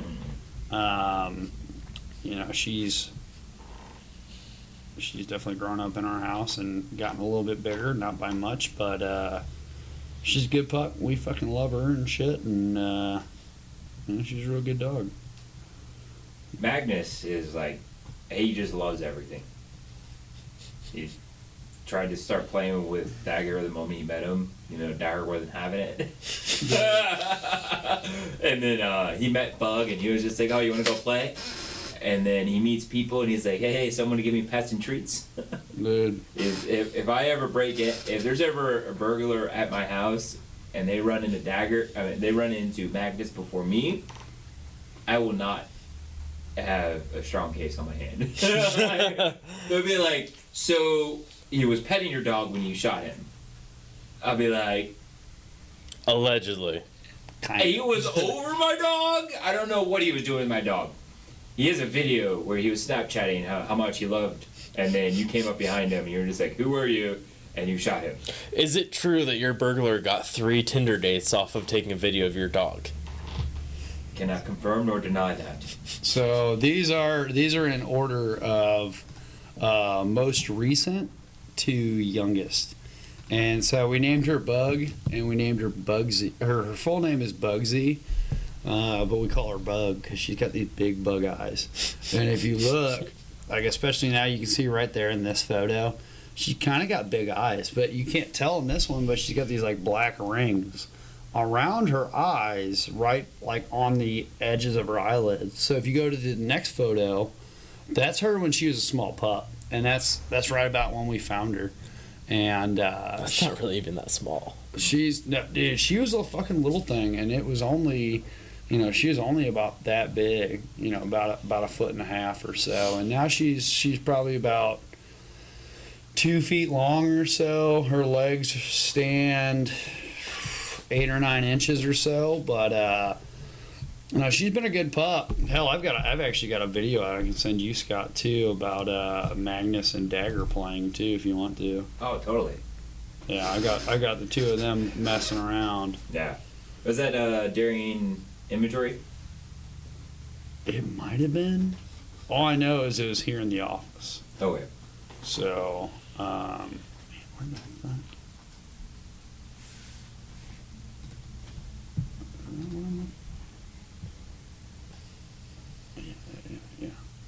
Yeah, here you go. Yeah, that's the one.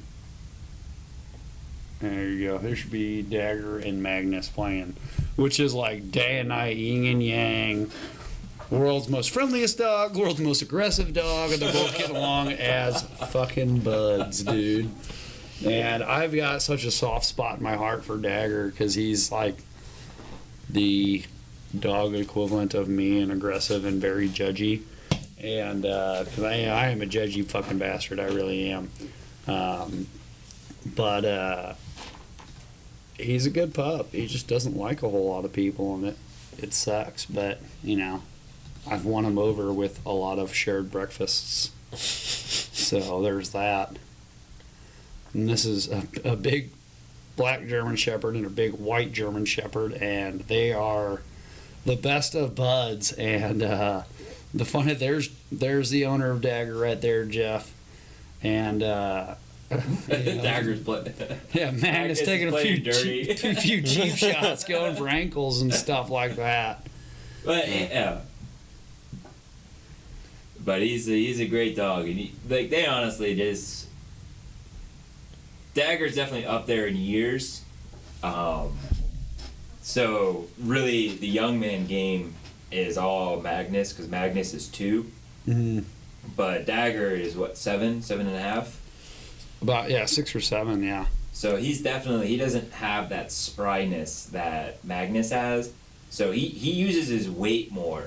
Mm-hmm. It's just like, I'm just gonna move my butt right in your face, and you're just gonna get knocked down. Yeah, so Magnus is definitely younger and more agile, but Dagger is a fucking big ball of aggression, and he's got some mass to him.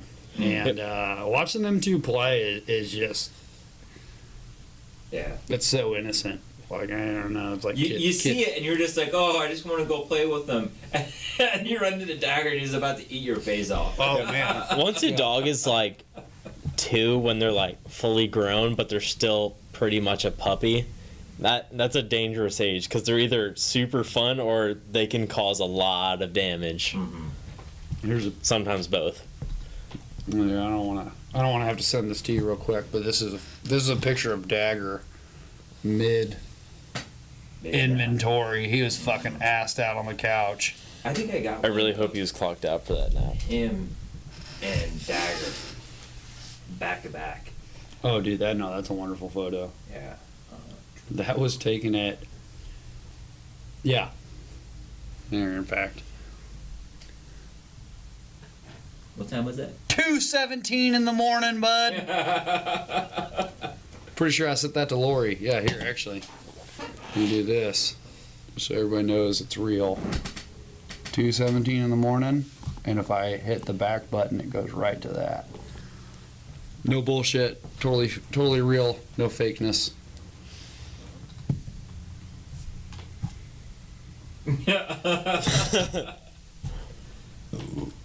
This was That's just a testament to how comfortable that couch is. Yeah, this is you can see here's Magnus, here's Dagger, and this is the photo I found of a dog with an axe. And I was like, hey, it's Dagger before Jeff adopted him. Dude, you sent me that photo, and I texted you back. I was like, I literally just laughed out loud. Dude, I was like cackling like a fucking hyena in my truck. When you sent that to me and I'd seen it, dude, I was dying so hard. I was like, that is it. We finally know where Dagger was when he was a younger pup. Because if you look at Dagger, it's like from here, from here down, just in between the wrist and the elbow on his front paws, he's got a little bit of brown. You can see that down here on the picture of him on the couch. And it's like the inside of his knee and down. So as he stands there, he dude, Dagger, you can I know Dagger. I'm good friends with Dagger. He is my bud. I give him half my breakfast for the past several months, and that's why we're fucking cool. Also, him and Jeff stayed at my house, and I bribed Dagger with a lot of bacon while he had his muzzle still on because I didn't trust him at that point in time. And I wanted nothing more to be friends with the world's most craziest, aggressive serial killer dog. And I just I was like, man, I'm an angry piece of shit, and I need this angry piece of shit to like me, and that would be totally rad, like the mullet I had last summer. And I was like, man, is that coming back? Dude, yeah, I'm getting there, dude. Just gotta look. That's what my goal is right now. I'm trying to grow my hair out to where I can get a mullet. Yeah, I'm letting the back. Is that like a marine thing? No, dude. Actually, mullet. I think it's just a white trash thing. Dude, Okay. so no, the funny thing is so I rocked a mullet for like 4 or 5 months last year, and then my mom texted me out of nowhere. She's like, I just heard on the radio 4 or 5 months after you got a mullet that mullets are making a comeback. And I was like, Hell yeah! ahead of the power curve. What up? And so yeah, I just gonna let the back grow out a little bit more. I'm gonna get the top trimmed up, and then I'll be wearing that jean vest again, dude. Be fucking looking super trashy. For all y'all that haven't seen it, I actually took another one of the employees here, and we did some glamour shots of me looking the trashiest that I fucking AKA the portrait setting on iPhones. Dude, no, we legitimately set up lights and got a No way. No, dude, it was awesome. We made sure all the lighting was good and everything. The funny thing is my fiance shows everyone she knows. She goes, "Look, my fiance, look how fucking hot he is, and he's rocking a mullet." And then I've got these crazy pit vipers and a bush beer in my hand and shit like that, and it just looks Bush lattes. Dude, it looks so rad. Bush latte. Dude, it looks so good. It's a force to be reckoned with, man. I'm telling you what, dude. I'm telling you what. I'll tell you what. I don't always tell you what when I do. It begins with an H. What? Exactly, Cool Dude, quick. there's a good one right there. You look like a ginger Zach Wild. Yeah, right there, bud. Now we're getting back to that former glory. Fucking You must be metal. damn right, dude. I showed up to Sal's wedding looking all trashy like that. Like, look at that. Jean vest, Bush beer in a hand, Bush beer in the jean vest, pit vipers, full beard and mullet and all. What you can't Vipers. see in this picture Wait, is the wait, fact that go the back. Tactical Shit logo is spray painted on the back of that jacket. Yeah. Yeah, dude. This is what class and style looks like, bud. Yeah. Yeah, dude, I fucking been to glamour shots when I was a child. It didn't even turn out that damn good. Their lighting ain't this good. I'll tell you what. Shout out to Dave because he made me look like a real one. Tell you what, dude. Anymore? Or is it just those? Wow. Yeah. Are you? Yeah. Do you have one? Are you shotgunning one? I mean, there's a lot of photos in between of me doing it, Okay. and then there's also me with like a cigarette hanging out of my mouth. You have that on your mag. Yeah. Yeah. There's me all grumpy and shit like I usually am. Yeah, dude, no, fucking good times, dude. Well, and then you're like, dude, like I was just doing as many photos as I could to try to get on like the Pit Viper Instagram page and everything like that. Because I'd seen this fucking hero. This dude on the Pit Viper page is running a marathon. Zoom in on that, Scott, real quick. I'm trying to. This hero right here is running with a beer in his hand, A hot dog? a sweat rag, a hot dog, cut off black jean shorts, and pit vipers with a wild mustache, running a marathon. Yeah, that is dedication. Let freedom ring, bitch. Save my- some pussy for the rest of Dude, us. and you know what? Last time I checked, when I'd seen that photo, we were in a drought right now because that dude's soaking it up. That dude is a fucking boss, man. Dude. All right. Dude, yours look like you should be parking your Indian at like the Shamrocks on a Thursday afternoon. Dude, you That's And pretty. it's gonna That's pretty stay there. gangster. It's gonna stay there. Yeah. dude, that was the best part of last year is like people are like, do you have a manager I can talk to? And people are like, go talk to the guy with the jean vest and the mullet. And I'm like, sup? Pit Vipers on and everything, and I'm like, got a Bush beer sitting in my like top jacket pockets. I'm like, I'm the manager. They're like, you're the fucking manager. And they're like, Did I stutter? did I? But does a Camaro not have a fucking T-top in the most raddest form? You're damn right I'm the manager. And you trying to slam bushes Does a behind? duck with a boner drag weeds? Yeah, damn right, dude. You trying to slam bush beers behind the dumpster or not? Because you're damn right I'm the manager. What's up? The camera keeps shifting. Dude, How? I don't know. God damn it, Magnus! it must be a turret. Magnus. You and your massive schlong. No, dude. All right. It's back to center. In the most non-homo way, we do have a guy that works here who's got a massive dog that's bigger than Magnus that has, for the ratio of it, he's got a really small dick. I feel Oh. bad for that dog. He ain't gonna fucking make no pups. My buddy's dogs are hermaphrodite. That's pretty interesting. Who would do that? Not my dog. Shame. I got a lot of questions I don't want to ask. It's another podcast. Hello, Yeah, darkness. that's a whole different topic. Hello, darkness, my old friend. Right, bud? Yeah, that shit's weird. All right. Final topic, which is actually going to hit home, because we actually, I don't, you know, a flat earther. Not that one. It's a globe. PSA. I've been around the world. Almost literally. I've been to South Korea. I've been to Spain. Amsterdam. So Shrooms. I've been to a few places. I can say legitimately, I have flown over the North Pole. literally over the North Pole. The world is round. If you're a flat earther, why do you accept the fact that everything that's around us is round, but the world is flat? How is that? In no way does that work. No way does that work. I'm not gonna lie.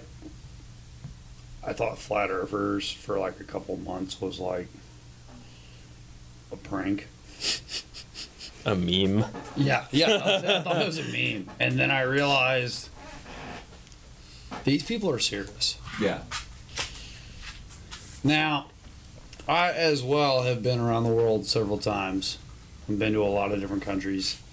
I'm sure me and you have, between us, checked off most countries separately, as well as you. Yeah, I've been to a handful on the Pacific side of things. Yeah. No, I mean, No, I keep think it we- in mind that I'm a civilian, so I did that on my own dime. These Yeah. guys Oh, did it that on the sucks. government dime. I don't even want to know how much it costs for us to fly around. Yeah. So yeah, not to brag, but get to travel the world with a rifle. Fuck you, nerds. You can't even do that in all 50 states. No, but like, I carried a gun on a plane. Just want to put that out there. no. So side Civilian note. plane, too. Side note. One of my first deployments, I was riding on a civilian plane, and I was sitting here, and I was like, man, what seems so like what's weird about this? And I was like, oh, I'm cleaning my nails with a fixed blade knife. I'm like, Was it your I'm- bayonet? no, Oh. I had bought like a cold steel knife or some shit like that, and I was like cleaning it out, and they were like, they wouldn't give us bayonets because they were like, if we issued these motherfuckers bayonets, they're just gonna stab anything and everything. And they're like, after like a couple of years, I was like, hey, why haven't you guys like issued us bayonets? And they're like, because you'll stab anything and everything. I was like, For my second deployment, do you know you're what not they, wrong. For You're my not second fucking deployment, wrong. we had bayonets. But you know what they told us to do with them? Put them in the bottom of your pack after we count them, and don't touch them. You are literally not allowed to touch them, and we'll count them again in like a month. That's why I took my own fucking cold steel fucking fixed blade knife, is because I was like, well, they're not gonna give me a fucking cable, or they're not gonna give me a bayonet, so like, you know, the one I'm supposed to be issued. So I'll bring my own fixed blade knife, and which is Hey, joke's on you. I can buy my own knife. yeah. Whatever, dude. I don't give a shit what Lance Corporal pay is. I don't care if it's like slightly around. Tell me I can't duct tape this to the end of my rifle. Yeah, it's. I mean, what did your pay me? Running around. They fucking did it in Nam. Yeah, you're gonna pay me. Some goody shit they did it in Nam. You're gonna pay me like slightly above welfare. All right, whatever. I'll buy my own knife with that and beer. And I'm like, fuck, you don't want me to stab shit with the bayonet? I'll stab shit with my own knife. And like an asshole, I stabbed a lot of things with my own knife, and they were right. And, and so, like, looking back after my first couple of deployments, I was like, the motherfuckers knew what they were talking about. Goddamn. Sometimes it takes bayonet charging a tree to realize it's really a bad idea. Hey, man, and sometimes when you can't I feel fix, like you've done that. when you Neither can't, confirm nor deny. and when they don't give you one that's fixed to a rifle and you got to do it by fucking hand, it's a little bit more of a pain in the ass. But whatever. So, like, I just realized, I was like, man, what the fuck is so weird about this? I'm like sitting here with like a fucking battle belt. I got my like a rifle behind, like an M4 on a commercial plane. I'm like cleaning my nails out with some fixed blade knife, like 8 inches between each hand, and I'm like, that's what it is. I'm playing with not only anything that clean my fingernails out with, I'm playing with something that is a fixed blade knife. It has a good edge on it on a commercial plane with stewardesses. I was like, man, being in the military is badass. Probably the only time you ever said that. I said that a lot. I blew a lot of stuff up. I got to shoot Yeah. a lot around, so it was pretty cool. Yeah. I had a good time. I mean, shooting that rifle and then smelling that gunpowder is a great feeling. Dude, I'll tell you what, man. That's like when I got out of the military, I was like, dude, I fucking like shooting rifles so much. Like, I gotta stick with that. Because I've always been a dude that's like really into, like, if I had to put myself in a category of what my interests are in a most specific category, I vastly enjoy small arms. and small arms inside of, ARs, AKs. When they're full auto. Yeah, any like all those rifles and stuff like that. And I was like, man, I fucking love this stuff. I got to go to an impromptu designated marksman course put on by our unit scout snipers. We were shooting 10-inch plates at 650 off a 14-story building. My dick got so hard from doing that I was like, I gotta keep fucking doing that. And that's why, like, I don't want to make people look bad, but when we go out for a company range day, I'm like, hey, that's cool, you can do that. I'm gonna do it with less. Fuck you. And like, I don't know. I'm like a natural born shooter. When I finally comprehended the fact that the government told me, here you go, here's a heckler and however the fuck you want to pronounce the K. Heckler and Koch. Yeah. However you want to pronounce it. When they said, here you go, here's this. This is like a $15,000 weapon system right here with all the optics and all the other stuff. I was like, this is really cool. Dude. My gun shoots full auto and the other people's don't. Dude, and those HK rifles, They're so nice. like the M4s, M16s, there's, you can shoot 500 yards with iron sights, no fucking problem. I mean, if I could choose my preference, I'd shoot the rifle range with an M16A4 every day. Me being the asshole that I am, I'd probably go shortest barrel I could. Okay, weird flex, but okay. But man, whatever, do better than you. How short would you? I mean, just to kind of get off topic, just because I feel like that would be a good question. Like, what do you think is an appropriate short barrel AR? So 11.5. So wait, 11.5. 11.5. Yeah. Okay. So there's, and I'll hit a couple points as I go into this. There's a very good article that you can Google yourself called "Velocity by the Inch." So this one guy did an article called "Velocity by the Inch." There you go. By the inch. Enter. This one? Yeah, that's fine. I believe. Go down. Down. That's it. Oh shit, that's the wrong one. Yes, go to that one. Or it's either that one or the next one down. Oh. Yes, so it's this one. So this guy took, and I want to say this was 26 inches down to 6 inches, and so this one guy did took a chronograph and he took a barrel that was 26 inches. And he chopped it down an inch at a time and chronographed the velocity at the muzzle and then saw the effectiveness of the drop. Now, this goes back to the age-old question. And, yep, I cut a 26-inch long... Stop. Go up. Go up. Stop. I cut a 26-inch long factory Remington 700 chambered in 223 Remington back 1 inch at a time and recorded the average velocity and standard deviations for 5 shots of 4 different kinds of ammunition.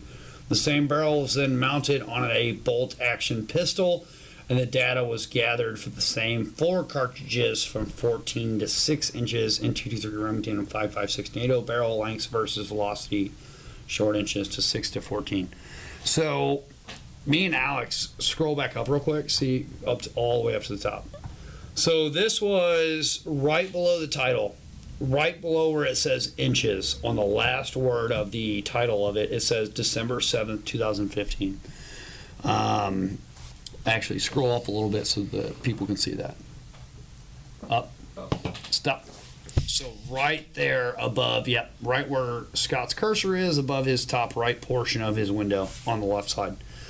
December 7th of 2015.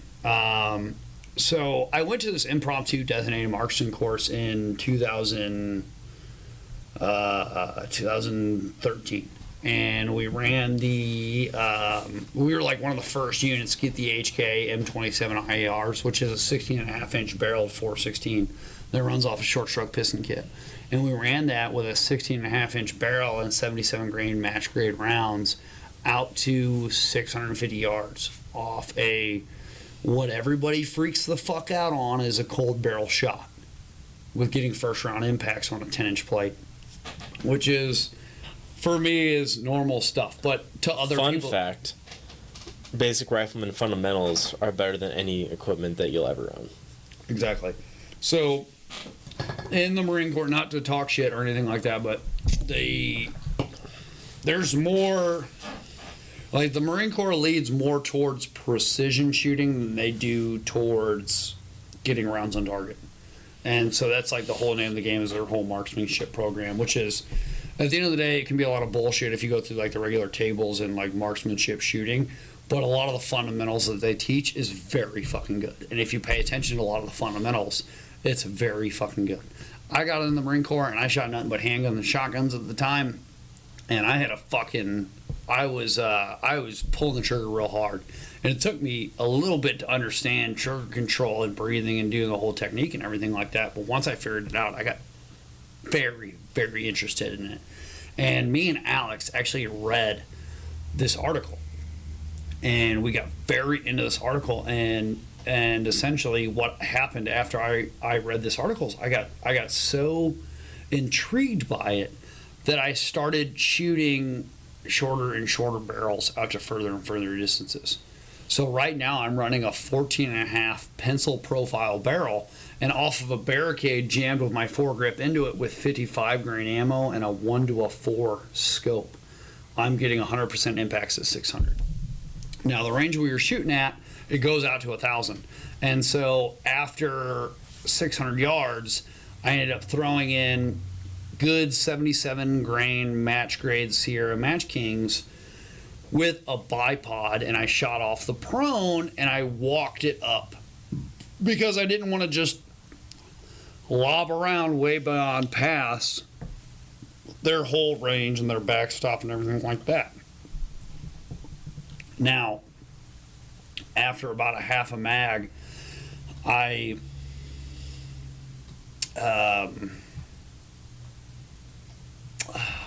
the word I'm thinking of? You walked it up to 600. I had a very conservative way of trying to figure out my drop and the way I shot rounds, because I figured it would be better for me to put more rounds into the dirt than it would for me to skip more rounds way over the tree line and back into whoever's property it was at this gun range. Mm-hmm. And so, trying to be in a very safe manner, I walked it up slowly, very small at a time. And when I finally got one to skip off a berm at 600, I was like, okay, I finally have somewhat of an impact, and I can go from here, and I can do a little bit of math in my head, which I'm not usually good at unless it involves bullets. I think, fucking dude, any sort of multiplication or division, I'm gonna break my phone out. All my math teachers are wrong, and all my teachers from high school and middle school are wrong, because I do have a calculator in my pocket. You can go fuck yourself. Dude, they said that shit for years. You're not going to be. You're never gonna have a calculator. iPhone 12, asshole. Yeah, or whatever the fuck you have. Fuck you. I've got one right here. Yeah. So when it comes to, and I had spent long enough time shooting just rifles in the Marine Corps that like I got a very good understanding and a good grasp of how 5.56 works. And if you can get a good understanding, a good grasp of how 5.56 works, then let me get in front of that camera. If this is 5.56, then you can extend that arch a little bit by that and have that drop, and that's how you can understand 308. Because 308 is just a little bit more, a little bit further, a little bit less wind you have to deal with. But at the same point in time, it's got, if this is your trajectory of 5.56, this is your trajectory of 308. One moment. No, you're good. You're good. Don't worry about it. It's I'm going to do it. It's a quick point. I'm doing it. I already did it. 5.56, 308. Very, very rough measurement and standard of ballistics. Farther, harder. Yeah, exactly. Fucking shove it. And, just like a fucking skateboard. See what you got that one. Dude, I think that's like one of my biggest pet peeves about like marksmanship is so many people would rather spend $4,000 on a fucking Leupold optic and like specific barrel and oh, I need to have this ammo. It's like, dude, if you learn how to zero your rifle and you learn basic rifleman skills, like, you don't need some stupid, ridiculous, like, SOCOM approved setup. Well, and then even going back to that, like, you know, I've obviously, I went through, you know, Marine Corps marksmanship. I went through their fundamentals. I went through a DM course, and like I did all this other stuff. Like I got a shitload of rounds on target being an infantry unit, and and the way I like to phrase it to civilians is I've got a little bit more need and desire out of a rifle than most people do. But that's because I judge a rifle by a certain standard. So I need a rifle to do more than most people can do with a rifle. So most people think they need a 20-inch barrel with 5.56, or most people think with a 308 they need a 22 or 24-inch barrel. And I'm running a 14.5-inch barrel. That's a pencil profile that runs a 625 gas block that is piston driven and a mid-length gas system. And with my foregrip jammed into a barricade, I'm getting 100% accuracy at fucking 600 yards from the standing. Now, once I figured out, you know, conservatively and in a very safe and respectful manner, once I figured out my drop and I skipped one at 6 and it landed into another berm, I from there did small math. And I was like, okay, well, let me go up 4.5 or 5 mils or so. And then from there, I figured out where I was, and I dialed all that in on my elevation, on my scope. And then I brought my fucking reticle back down. And from there, I ended up getting 9 impacts in a row at 1,000 with 77 grain, Sierra Match King, a 1-4 scope, a 14.5-inch pencil profile barrel, suppressed with a Geisley 2-stage trigger. So there's a lot of people that think you need a 20-inch barrel with 5.56. You need a 22 or a 24-inch barrel with 308. And now the funny thing about that is later on that day, or earlier on that day, I had a buddy who was on our last podcast, Ryan Clapsfield, sat next to you. Ryan knows that I'm a really good shooter. And I'm a very loud and extravagant and asshole kind of person, but when it comes to my shooting, this is probably the most I've talked about my shooting in one sitting. Mm-hmm.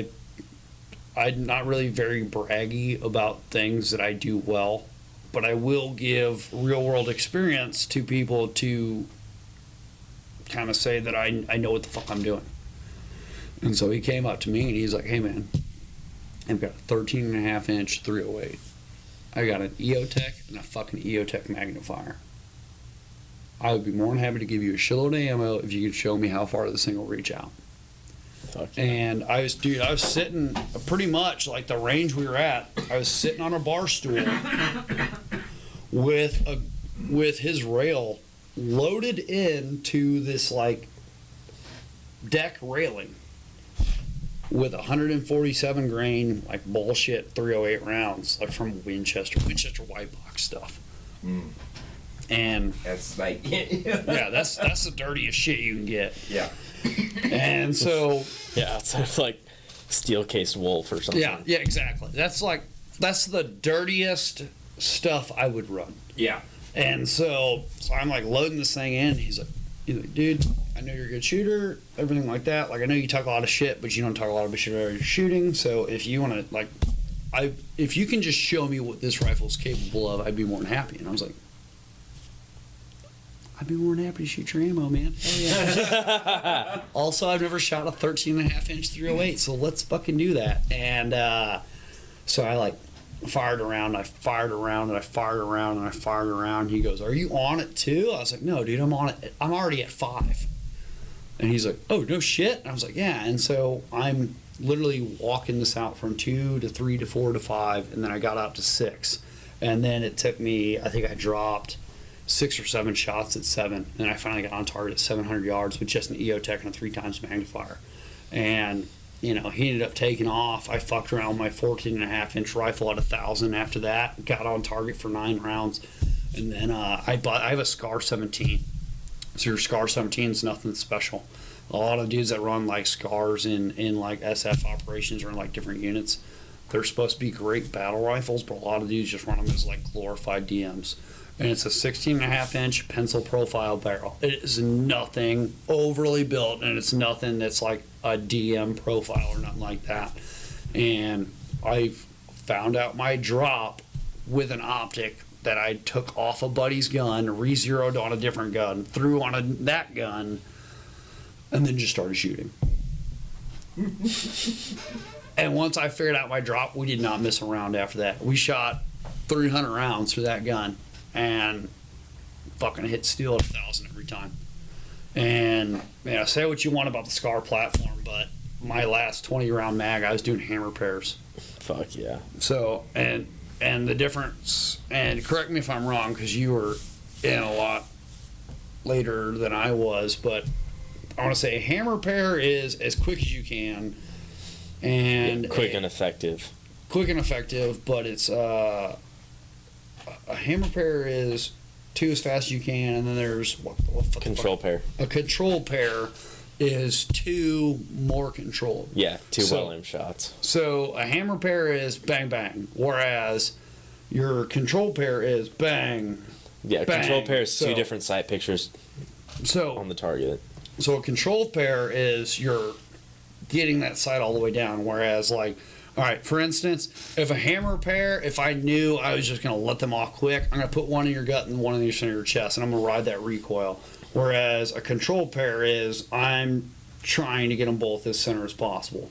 And we were doing hammer pairs at 1,000 with this gun, which has one of the bigger fucking BCGs in it than I've ever seen on the market in any other firearm in the industry. This thing's massive. Like I'll have to just bring my bolt in the next time, or I'll have to bring that gun in next time so I can just show you compared to like a 308 bolt carrier group. But It was a Scar 17? Scar 17, and if you perfectly position your body behind it so the recoil goes in line with your body, dude, it was. And I have my can on that thing, which is that's a good picture right there. Them things are no, I was gonna say that top left one. Like the thing's just massive. And so we were shooting That bolt carrier group is like as expensive as most dude, others. yeah, no, that thing is massive. That's and awesome. So you gotta realize, like, if you look in that picture, your bolt is about that big. And then you've got a carrier that's about they're about that big. It's just this one big long rail, and you've got this big extension off the front because it's a piston. But the momentum of that bolt carrier group traveling to the rear can push you around. So if you don't put yourself perfectly in line with the gun, it can push you off to the side. So if you get your body position perfectly aligned, the reticle settles so quickly that when you fire, you can go doof doof. And I had my suppressor on there. I mean, I was wearing Comtac 3s, but I had my suppressor on there, and doof doof. And a couple of seconds later, you hear ding ding. Now, a 40-inch plate. So at 1,000 yards, I was hitting a 40-inch plate with hammer pairs, which is quite a spread. Now, if it were a man-sized target, I might be doing more of control pairs as opposed to hammer pairs. But going back to the initial statement, you can do more with a lot less. And there's a lot of people that think they need the heaviest of profile barrels, and they think they need, a 20, 22, 24, 26-inch barrel. There's a lot of dudes out there that are running 16s and 18s, like fucking CAG. Back in like Fallujah, they got the original M110 Sasses from fucking Knight's Armament, and they were saying, they sent them out originally with dual extractors, or no, one extractor, dual ejectors, and they were sending them out with 20-inch barrels. The only complaint the special operations community had as far as CAG, like the kinetic action or kinetic Combat Action Group. No, CAG with a K. Oh, okay. I Kinetic thought you were action, talking about kinetic Delta. action. Kinetic Action Group. CAG. Anyway, CAG. Everybody knows Anywho. what CAG is. Sorry, Budweiser's. The only complaint that they had was, these rifles are phenomenal.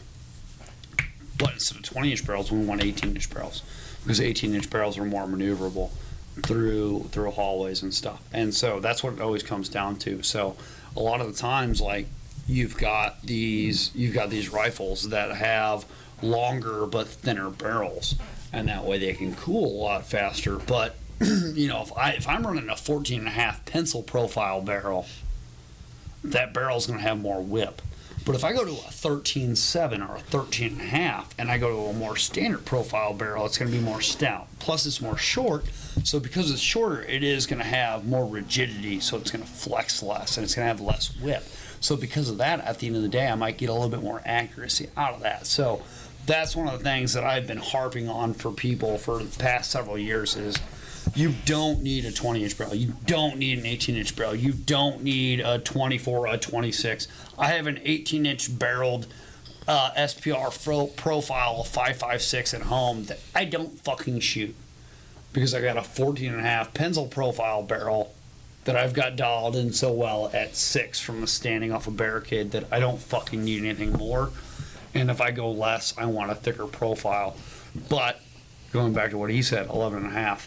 Fucking SOCOM, or not SOCOM. Used to suck. No, not US SOC.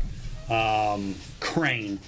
Crane just released a statement within the last year, early this year actually, saying that, and going back to this whole velocity by the inch thing, is they've realized the difference between an M16, a 20-inch barrel, or an M4, a 14.5-inch barrel.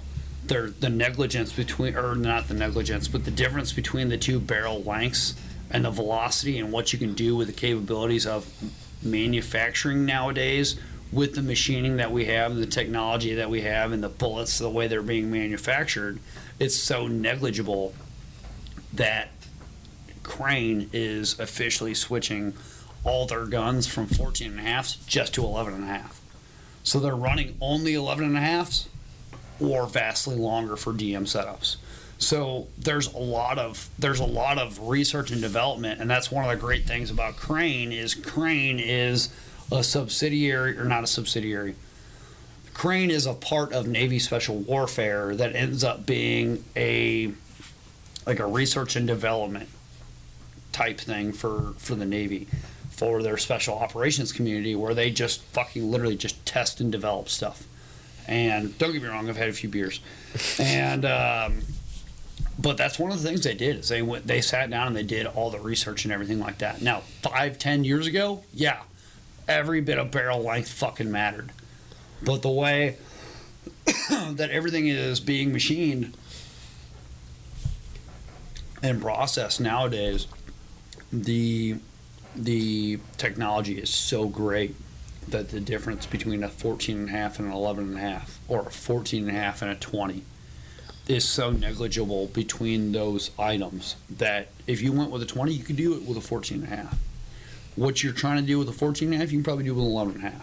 And what you want to do more often than not, if you want to, 11.5 is a great length. I've run 11.5 for the past several years, but at the end of the day, if you're room cleaner, you might want to just go through 10.3 just because that might be a little bit shorter for doorways itself. Yeah, I think one thing that people get too hung up on is I want one gun that can do everything. I want to do CQB and I want to shoot out to 1,000 yards. That's not reality.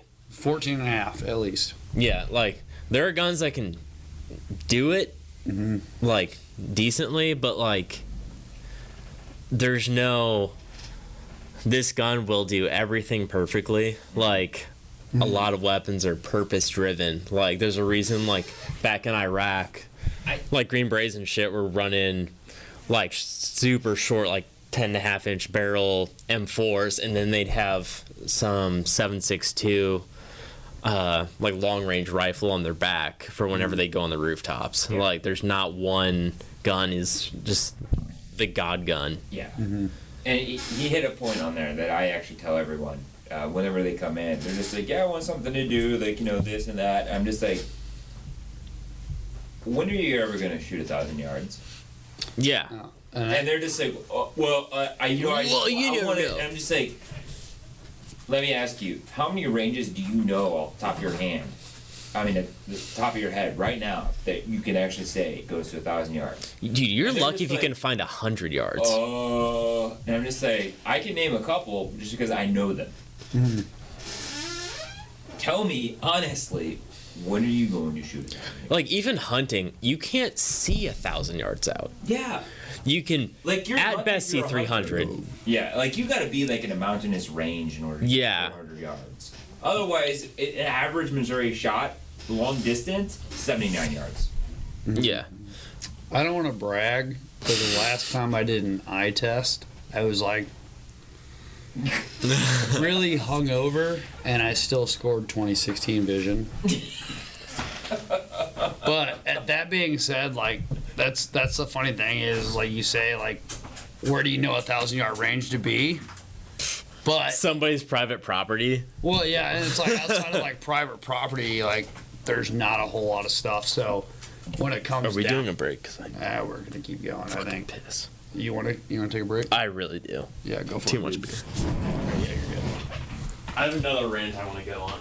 Oh, you're good. Back for part 4 because we all had to do an emergency bathroom break there. Thanks, Magnus. Yeah. Yeah, been here for a hot minute. It happens. But so really, the point that I was trying to make is there's a lot of people that think they need more barrel length than they do, and you know, with modern technology of the way they're turning barrels out and the way they're making ammo and the way that everything is machine made, you know, some of your best barrels on the industry are all machine made, and they're just doing the chambering by hand, which ends up being a little bit more precise, even though it's not done by a machine, because you can still have, you know, you set something in and you still have, you know, tolerance issues. But, you know, if you go undersized as opposed to oversized, you do a little bit at a time when you chamber a barrel.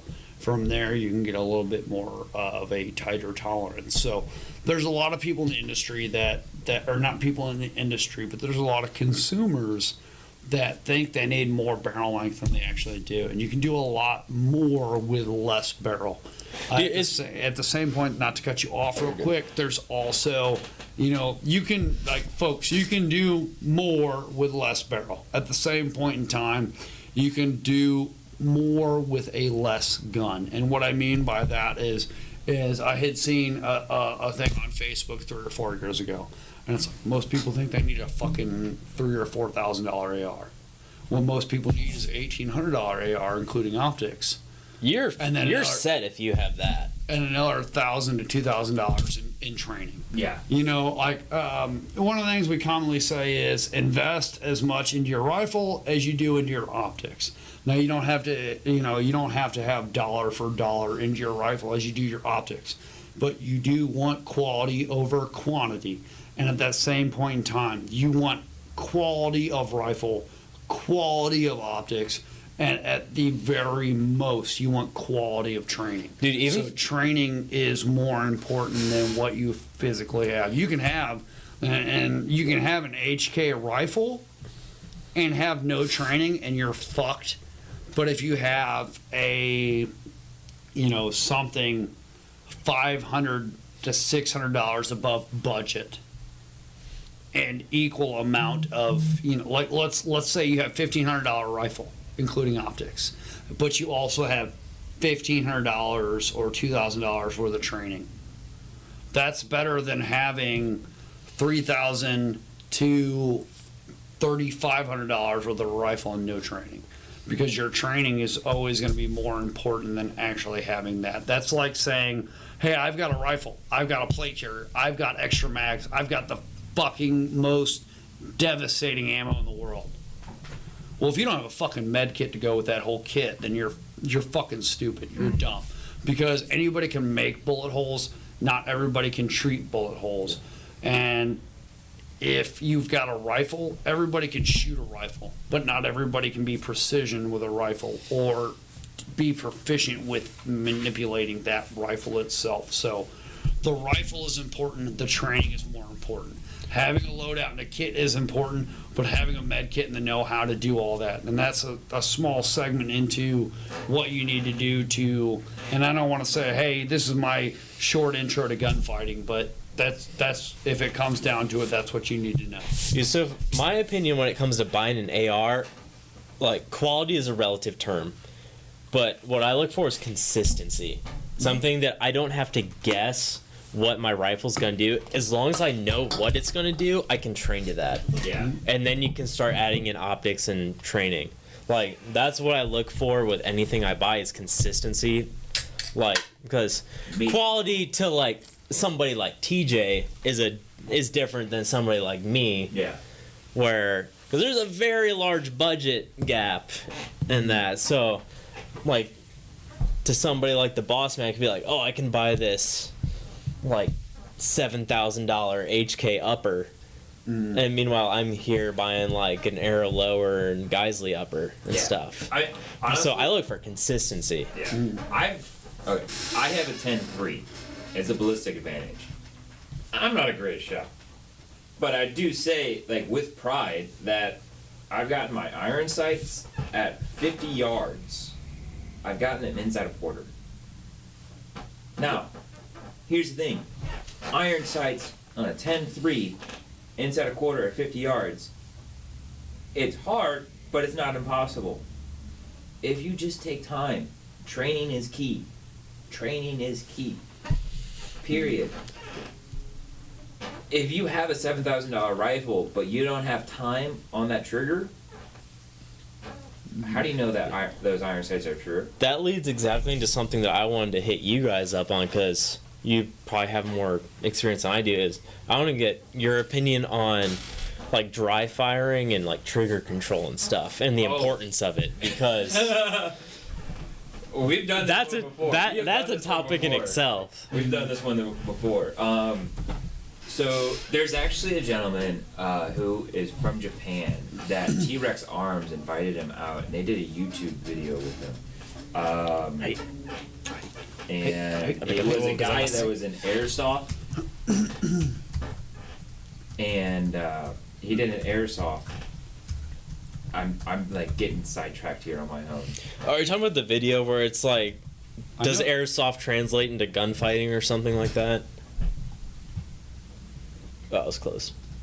Yeah, I know what you're talking about. It's a long video, but this guy does a crazy job. So I'm gonna jump over here. This guy right here is the Japanese guy, and of course there's a T-Rex Arms. Good old Lucas Bakken. Yeah.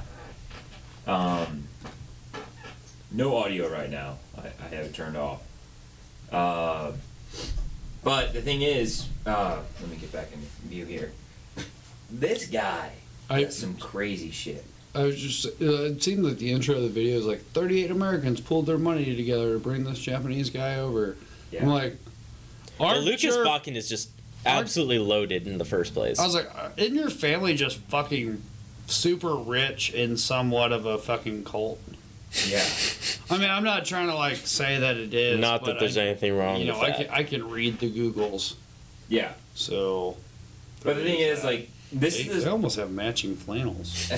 They probably gave him a flannel. Sorry, hey, you're fucking. You get a plane ticket and a fucking plaid shirt. What up?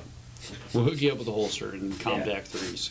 But when this guy comes over, he has no time on firearms. No live fire, period. Only dry fire, and only time on airsoft. Mm-hmm. And you can see him, like, he doesn't really know what he's doing, has a kind of quick little concept about what's happening. But once he starts to get the, okay, this is what I'm doing, this is the recoil, he starts understanding the recoil, it just grooves and grooves, and you're just like, holy shit. Like, Yeah. right, you can see him, okay, he's starting to get the recoil down, but that first shot, he went way up here. Mm-hmm. But the thing is, he started getting it. He started getting it, and he started understanding the drive down and controlling it by actually getting that clamp and then grip, and then the thumb's driving forward, but then everything stays flat.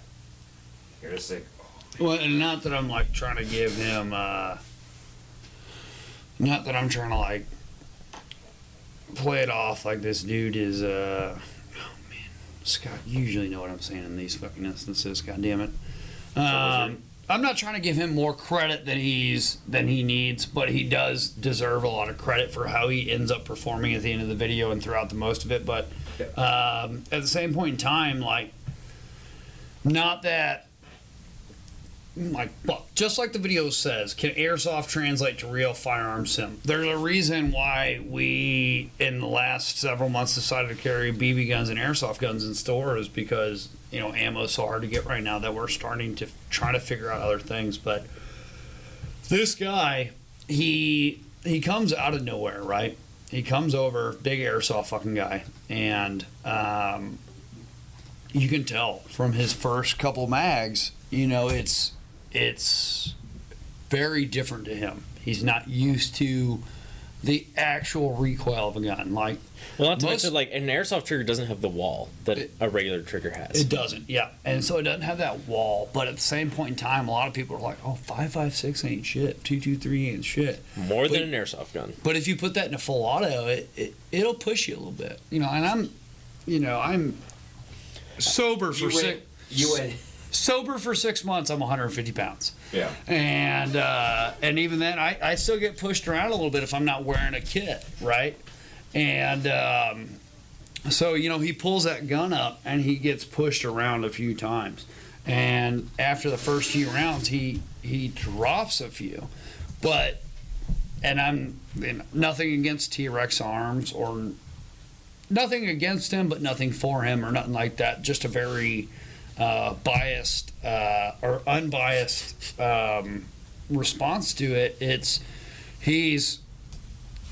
He's enough of a teacher to tell this guy that this is what you're doing wrong, and this is the reason why the rounds are landing like that on paper, and this is what you're doing to cause that to do that, which is anticipating the shot. So people, when they anticipate a shot, they tense and they drive their hands down. And so this guy that's an airsofter, because he lives in Japan and is very, very into airsofting because he likes the fucking guns, he's very into it, and he takes what T-Rex Arms tells him at heart, and that dude ends up being a fucking beast at the end of the day. Now, most of you airsofters aren't going to fucking do that. That's just a fact of life. No. You're not, and I'm not saying that anybody's not about that life or you can't get to that point in time, but you do have to be well in depth into firearms, and you have to be very into firearms, and going from something that is not real to something that is real, and understanding. It's a huge learning curve. It's a huge learning curve, but it's a huge step up, because you're going from the Christmas story of you better be careful, you put your eye out with that thing, to you might fucking possibly kill somebody. Yeah. Or yourself. Exactly. So for you to understand the learning curve and the severity of the situation, as far as the step up from what you're going to, the fact that he can comprehend that in such a short amount of time and perform and deliver is amazing. And Yeah. that I will give you. So, That's right. You motherfuckers got nothing to say right off the bat, 'cause I was so good. Best there ever was. You're welcome. here he comes in. This is a later part of the video. You can see him come in. Transition. And he knew exactly what to do. He was just like, oh, check that mag reload, one safe. And then here he comes in. That's Lucas. No, the next guy. Okay. Yeah. That's we're in the same fucking shirt. I can't tell. Yeah. Now he tells him to run the same drill. I want to say, you look too twitchy to be the other guy. Run the same drill. Yeah, He's doing the same thing again. that first one looks sped up. It's Another topic. No, yeah. because there was that whole thing about T-Rex arm and speeding the videos up. I ain't fucking coming. I ain't doing personal shots at you, T-Rex. Just chill out, bud. But seriously. I'm a dickhead. And that is a real thing that happens in the gun industry, and honestly, don't do it. Why? Yeah, don't speed up your videos. Nobody cares. Yeah, I would rather see slow. Show your shot smooth, placement. and good shots than someone who's trying to mimic Jerry Michalak, which Jerry's his own fucking guy. That guy can shoot as fast as he wants. Yeah, I think it might have been Pat McNamara, but in one of his videos, he was like, We like Pat. yeah, he was like, Dope, dude. I can shoot steel all day, but it's cheating because I'm not going to show you my shot placement, so I can hit anywhere on the target, and then you'll think that I'm good at shooting. And I was like, this guy. Pat McNamara.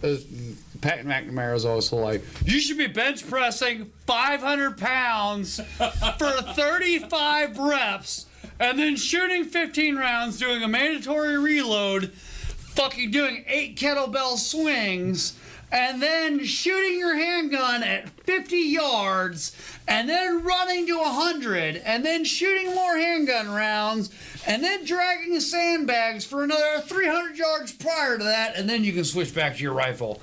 That dude is so hardcore, it makes He's me feel a like savage. bitch, dude. That dude is so He's a fucking savage. man. His Keep the Blaze Alive coaching squad thing is awesome. Dude, that I dude bought it. is- There's so much information on there that I never would have thought of. Like, totally worth the money. Pat, we love you. You're so dope, dude. Unplanned plug. I thoroughly appreciate your aggression, and I love it. Keep on keeping on. Left side garden, dig it. In the great words of Joe Dirt. Dude, Pat McNamara is He's a fucking savage. awesome, dude. That dude's fucking rad. Yeah. That dude's radder than the mullet I had last year. That's saying something. Dude, if I'm willing to admit it, it's true. And I became an ordained minister in the past 2 And a months. lord. And a lord. My fiance bought me a small plot of land, and I'm a lord now. So, Lord, Father, Benjamin, thy first, pay your respects. I'm telling you, you need to come up with a crest and hang it in the store. Dude, I'm about to release my fucking 10 Commandments. Look at Jeff the other day. Somebody said something to me, and I was like, no, it's actually this. And Jeff looks at him and goes, you should go to the bathroom and say 10 Hail Bens and come back and repent. And I had to walk out of the store. I was like, I'm going to have a cigarette real quick and laugh halfway through this because that's rad. So here's Lord. Pat. A quick little rundown of his YouTube. So Oh, my God, those dude. views can see him. He's Dude, such a Pat. savage. Dude.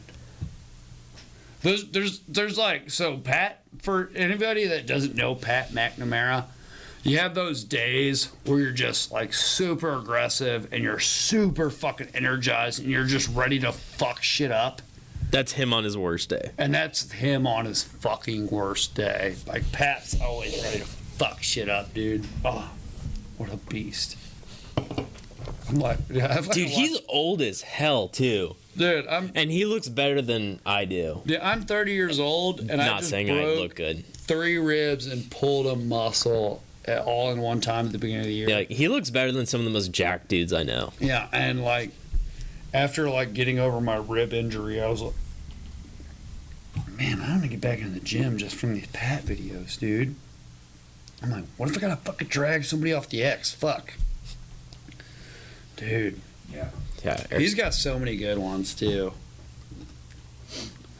The best ones are when he's like, what we're gonna do, we're shoot at 25, roll back to 50, then shoot, then roll back to 75, and then shoot, and then roll back to 100, and then shoot, and sprinting the whole time. And he's like, you ready?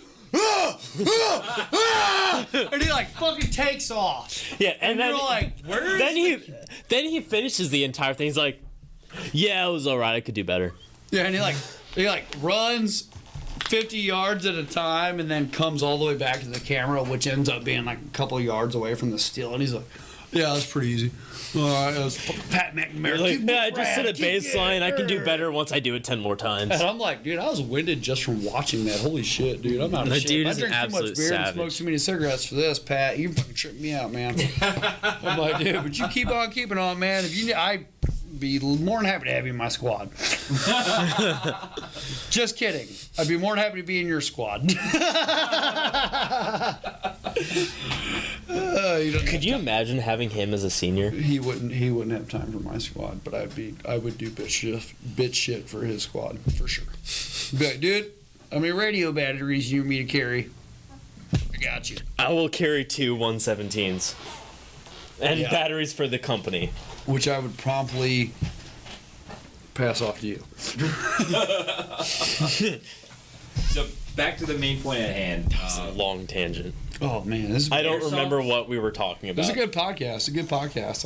I'm Going back to the airsoft, so this is actually airsoft that we sell, and one of the main reasons why we sell them is because they are so mimicky to real life ARs. Comes with a Magpul AFG, basically. Yeah. Yeah. No, and there is a few of these. Those top three, like, you know, as much as I want to hate on airsoft and BB guns, they've come a long way. And the top left one, you can pull that fucking M4 collapsible stock right off. You can throw a traditional stock on there if you're more fond of it. You can throw a foregrip on it. You can put another red dot on a riser. Me and another guy in the retail store ended up kitting one out. You can see right there. It says $199.99. The one that me and another combat vet tricked out in the store one day by ourselves, it ended up being like retailing for like $2,500 because we were like, "Oh, dude, this thing's cool. Let's throw a new stock on it, a fucking IR box. We'll throw an EOTech, an aim point, or no, we didn't even throw an EOTech on it. We put an aim point T2 on it. We threw a fucking. I pulled my Knight's foregrip off my actual rifle and threw it on there. Threw a shitload more stuff and like." You and I were messing around because one of my brothers was in town, and we put it on a B5 Bravo FDE. Nope. Coyote Brown. Oh, it's a Coyote Brown. Coyote Brown actually matches that whole gun perfectly. And then More you know. what optic did we drop on there instead of that red dot? It might have been an H2 or a fucking EOTech with a quick test. Yeah, another thing I'll give Airsoft is, like, the only way to get used to holding a rifle up is by holding a rifle up. So if you have like one of the full metal ones, that works out a lot better than your neighbors calling the cops on you because you've got your AR and you're staring out the window or something. So I don't know what the fuck you guys talking about because I'm up at like 2 o'clock in the morning doing mag reloads in front of my TV. like I'm sitting there in like my Star Wars PJs, like t-shirt on, plate carrier on, and I'm just like no shoes. My cat's looking at me like I'm crazy. My dog's passed out, tongue hanging out. I'm just watching TV, just doing mag reloads. No. I've probably got like 16 mags loaded and then another like 30 something unloaded. And so like I'll pull everything out of whatever rig I'm usually using most recently, and I'll stand behind my couch and I'll face towards the TV with an unloaded I'll check my gun several times and I won't drink and I'll work out of a rig. But this is all like, hey, what's the best way to work with a rig? Work with Put it on, work it, Yeah. fucking train with it, do everything. Yeah. You will, as you run it, you will learn your deficiencies of how you have that set up. From there, you'll learn how to set it up better, and that's the best way to go about it. So I will do that. That's what I did while I was in. Like, I think I wore my entire like setup, like my helmet, plate carrier, and belt, and everything for hours and hours while I was in my barracks room, just trying to figure out what worked best. How could I access this faster? How can I reload faster? How can I get to my IFAC the fastest ambidextrously? Yep. Like, it may look fucking stupid, but like, the best way to learn how to use your rig is to use your rig. Yeah, and that goes back to the whole fucking training sense. And like, I like to I'll stand behind my couch with my rifle hanging over it so that I can drop my mags on the couch.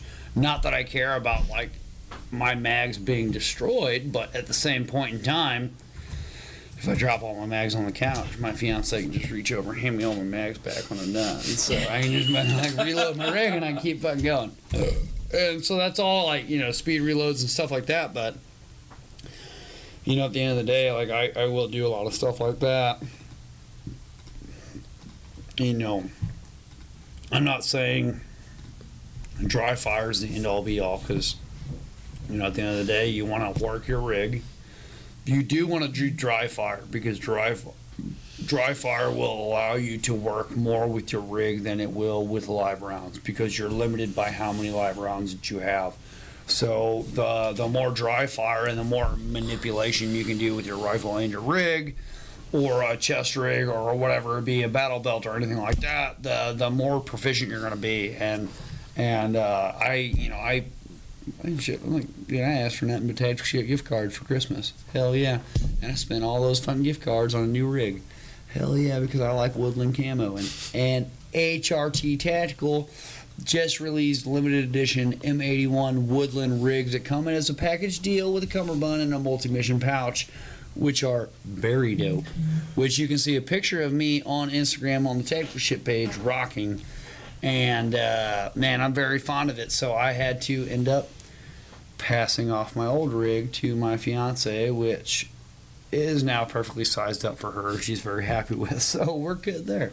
And now she got a bunch of mags and everything like that. Pouches, dump pouch. We got to work on building her out a med kit and everything like that. But you know, she's very happy to be running that stuff and shit. So, you know, it's gonna be a good time. So a caveat I'll have off to that. Fuck yeah. Hell yeah! Put that shit up real quick, dude. I am. Give me a moment here. Sorry. I gotta get it ready. No, so I just barely seen that as you were bringing it up, dude. Hell Dude. yeah, brother. Dude, that M81, I don't know what it is, but M81 Woodland over the last year and a half has got me so buck wild crazy that I'm just, oh man, anytime that shit comes through, I'm like, slings, yeah, backpack, yeah, rig, yeah, cummerbund, fucking multi-mission pouch, I'll take a spare pouch, dude, if it doesn't come in that, I'll fucking paint it myself, hell yeah. I'm like, dude, I was so excited to pull that away yesterday. I was like, am I going to buy an ammo can of 900 rounds? Or am I going to bring home this sweet rig? And I got home and I was like, baby, I got you my old rig. Let's size it to you. So, not only what Ben was saying, like, you know, just running your rig helps. So this is actually the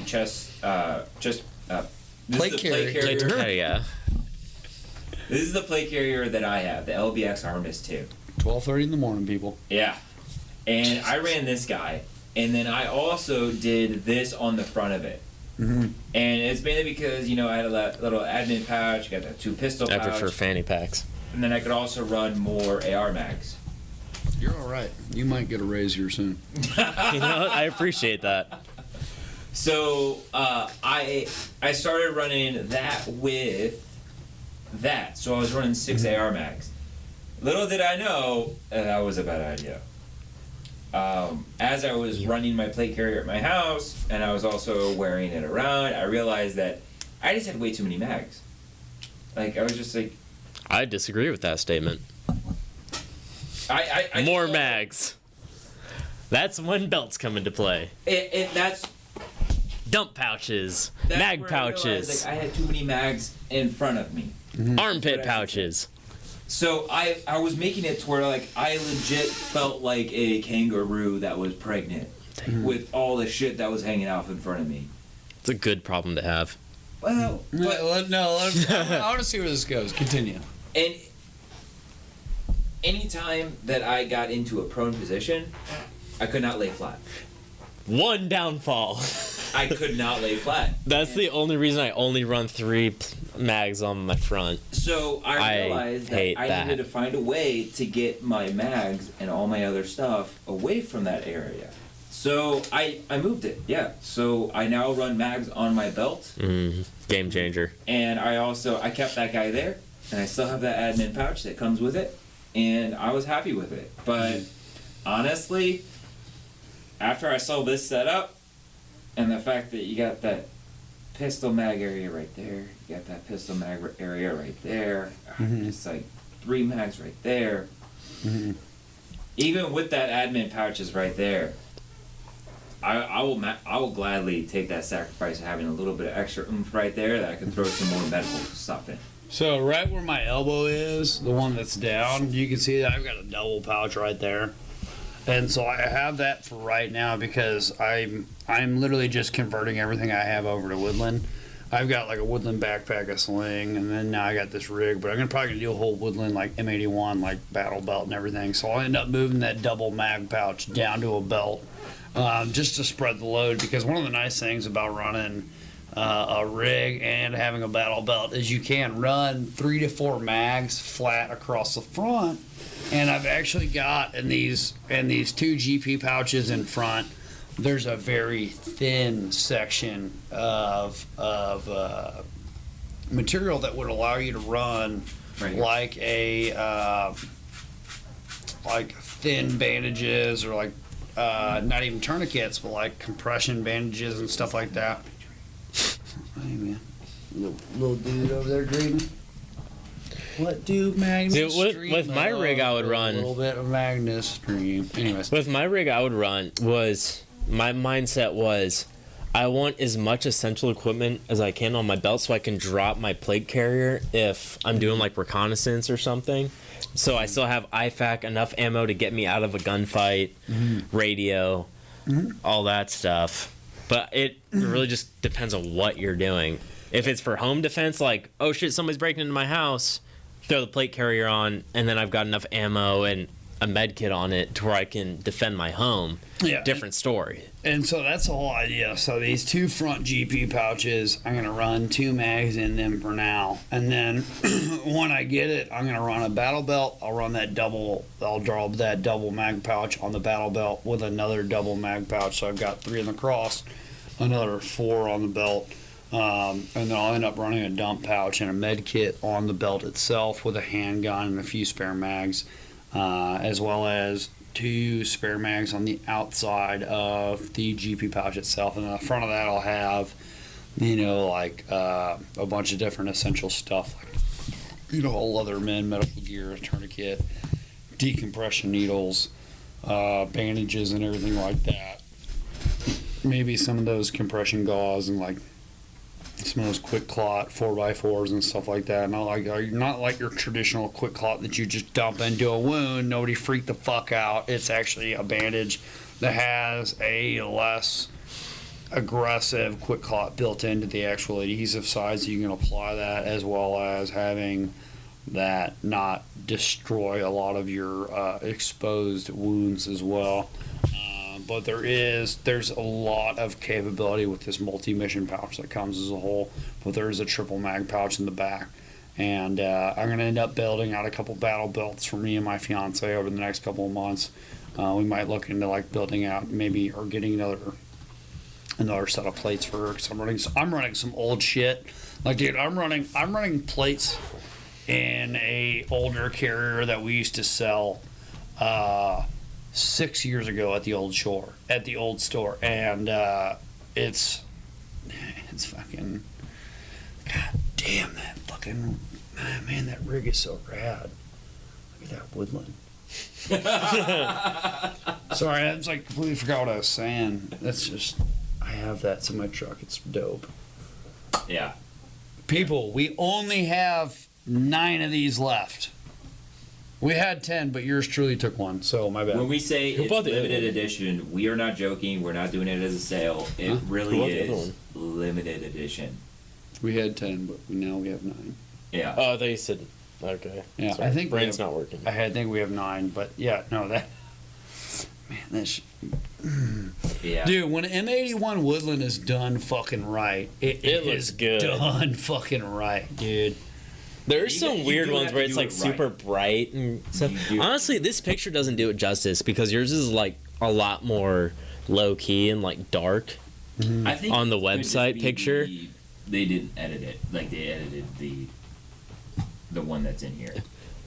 Yeah, because that like looks super bright and funky, but like in person it looks super sexy. Yeah. Yeah.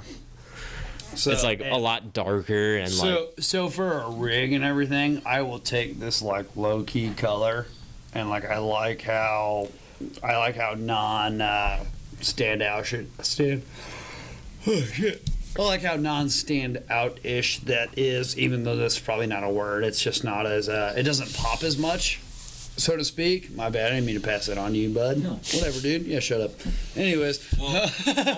All words are made up, so if we just keep making up new words, it's okay. Dude, hey, yeah, flim flam, whatever, man.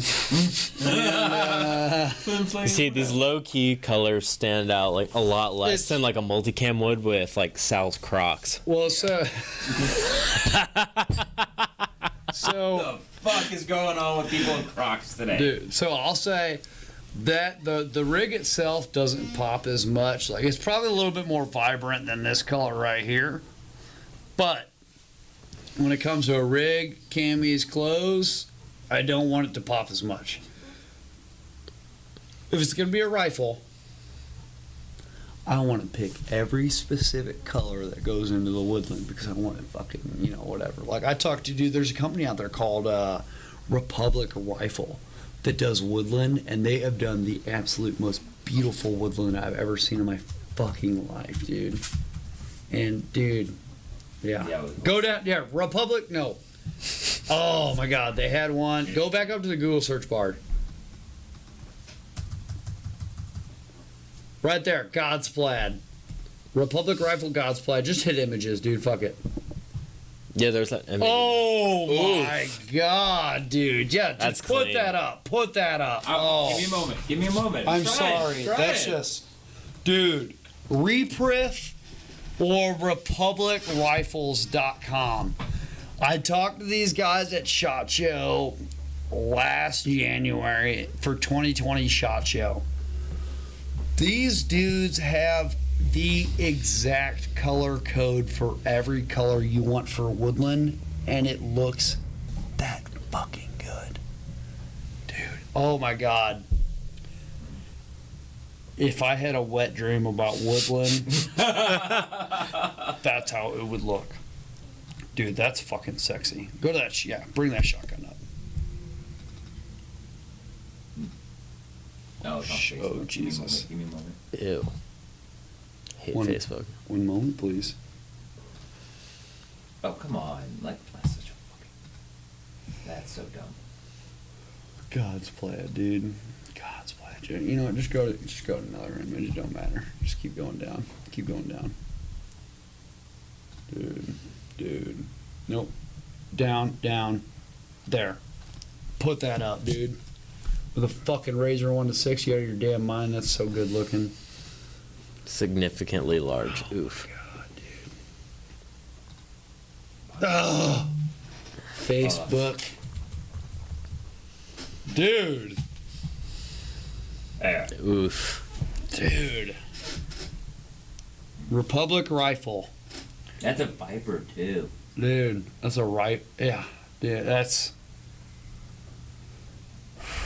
They did that justice. Republic Rifle shows M81 Woodland 100% respect. Anything above 100% is idiotic. You can't guarantee that. The most you can guarantee is 100%, and Republic Rifle guarantees that because their patterns, dude, their pattern I literally could not ask for more out of every color they do on woodland. It is so fucking good, dude. Like I don't overdo one color. Like, you could see an equal amount of tan. You can see an equal amount of green and black and brown. so there's an equal amount of green, black, brown, and tan, but it's all the right shades of green, black, tan, and brown. Yeah. And it looks fucking good, and it pops so well. It meshes well together. And dude, like, to be honest, we get a lot of slings from LBX. I went through every woodland sling and I picked out the one I wanted the most. Yeah, I think what makes M81 pop so much or look right is how hazy the black is. Because good M81 has a hazy black. Well, and dude, with all the other colors in there too, it just draws the attention away from black, so it's Yeah. not that bad, and it looks really fucking good. Man, this is why I can't get on their Instagram. I will just lose track of work for a while. Oh my god, look at that handgun. Dude, put that back up again. Put that back up again. Oh, they've got a whole album dedicated to that, dude.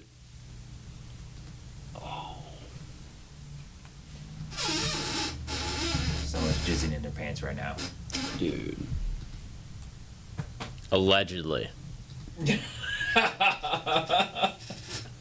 Lori, I have photos of you and I that I don't even love this much, and I'm sorry. She knows this. She knows what she's getting into. Man, like you can't dude. split that off. You gotta make it the whole thing. I know, but I don't know. That looks pretty good. that's pretty fucking good. For having a two-tone gun, that's one. That's pretty good. Oh, Oh my god, dude! Look at the way they split that shit up. I had a conversation about it, like with them for like several hours. You know, obviously while I was having multiple beers, but I was like, if I fucking swap a part out, how can you guys guarantee that you can color match that? And he's like, we have a system. Don't worry about it. I was like, okay. I was like, also the gun I want to send you is spray painted, so and they're like, it's fine, don't worry about it. We'll sandblast it all off. I was like, okay, cool. I was like, by the end of like me talking to this guy about like M81 Woodland from like one of my rifles, I was like, I like you.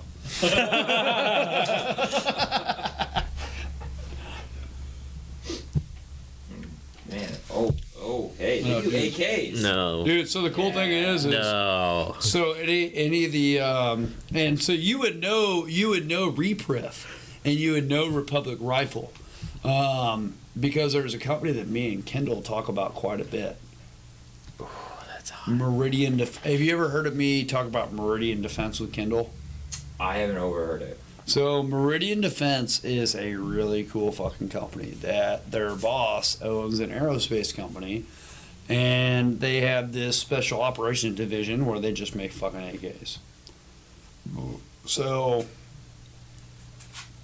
all their guns are painted by these guys. Oh shit. Yeah. It's dope. You doing, bud? Magnus. Hello. Yeah. Hey, bud. Come here. Hey, bud. Do not ship it through UPS, USPS. They are freaking hating communists.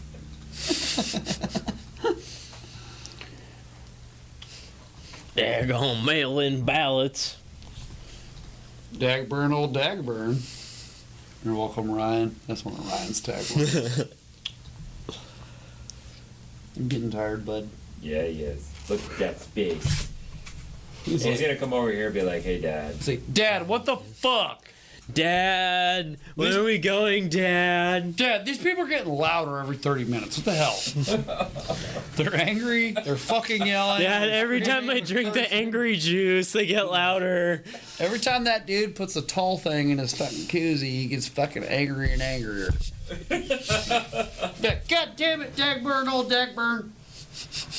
I love you, Magnus. Honk, toot, honk, toot. Honk, toot, toot, toot, honk, toot. Yeah. Human truck, baby.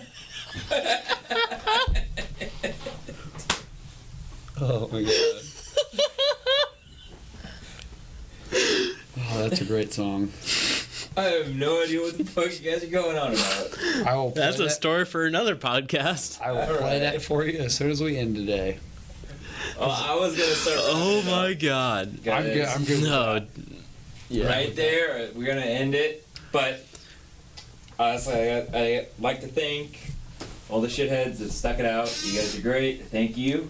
Also, I want to do a big shout out. I'm gonna bring this up here so I can talk directly to you guys. Big shout out to Pickleman's. Doug, thank you for bringing Pickleman's in, doing the whole shebang with it. It was great. It was amazing. You want to get that in the camera shot? Yeah. There we go. No, thank you so much, Doug. Like, you are the official, unofficial sponsor of Inventory Night, and we like all the food you dropped off for us at dinner, we ate for the next 24 hours. And we continued to eat that for 24 hours. And we were so busy the next day because we closed the day previously that we literally didn't have time to do fucking anything. So anything that lasted over the night, anybody was just scrounging down on. And man, you left us a lot of good food, a lot of good different meals. I worked 37 hours straight, so I'm not really sure exactly what you dropped off. Exactly, besides the au jus sauce ranch. Number 11, number 12. I know there was a 9, an 11, And a 12. and a 12. Yep. Was there maybe an 8? No. It was 9, 11, and 12 because they were all chicken based. And then there was like 4 pizzas, 20 cookies, au jus sauce, and ranch. And we can't thank you enough again. But you were such a lifesaver because a lot of us were like trying to figure out what the hell we were gonna do for fucking dinner. Even the day prior, and then you came in and you hooked us all up, and you promised you were gonna drop that by, which is you were the only person non-employee that was let in that day. So we really appreciate it. We are gonna hook you up for life. And we really appreciate you coming through and just hooking us up. He even gave us this little fucking hot go and ready box so that if we ever picked up some sort of takeout food that we can keep it warm as we bring it back for our employees. Yeah. And he's a really good dude. So we really appreciate you hooking us up, Doug. That was fucking phenomenal and really, really good-hearted of you. Even though like some of us, and I mean myself, are not good-hearted people. Hark back to episode 3 for what is a good person topic. In which case, I'll be chopping that up and working on it so we can get it out, so we can get into a condensed segment. But it's getting worked on. Just going to take some time. Missing segment, episode 3. Talked about how I'm adopted and I don't give a shit. Yeah, Scott tried to cut that out. Cut that out again too, motherfucker. Whatever. I'm going to cut it out, actually. Look around and find out. But no, we really appreciate Pickleman's. All of our customers, we really appreciate you guys bearing with us. We've been working our asses off. Everybody's working their asses off. We only have one customer service person. Our shipping department, we've had to hire multiple people. Our fucking, our retail store, we've had to hire 6 or 7 people over just this year just to keep up with the demand of everyone. Yeah, hats off to customer service for how many people call in asking about their orders. Yeah, no shit. And like we try to do as much as we can, but most people that deal with customer service, like they're just gonna have to deal with the email. We're trying to keep everything logged. Be patient. There's several hundred people emailing a day. We want to do as much as we can, but with the message shortage that we're getting, there's only so much we can do. So, Everything's being backlogged from fucking ammo to iron sights to bulk air groups to everything. So we really appreciate you bearing with us. To wrap up my everything that I've said, you can do more with less as far as barrel length. You can do more with less as far as caliber. It all takes a vast understanding of the cartridge and ballistics itself.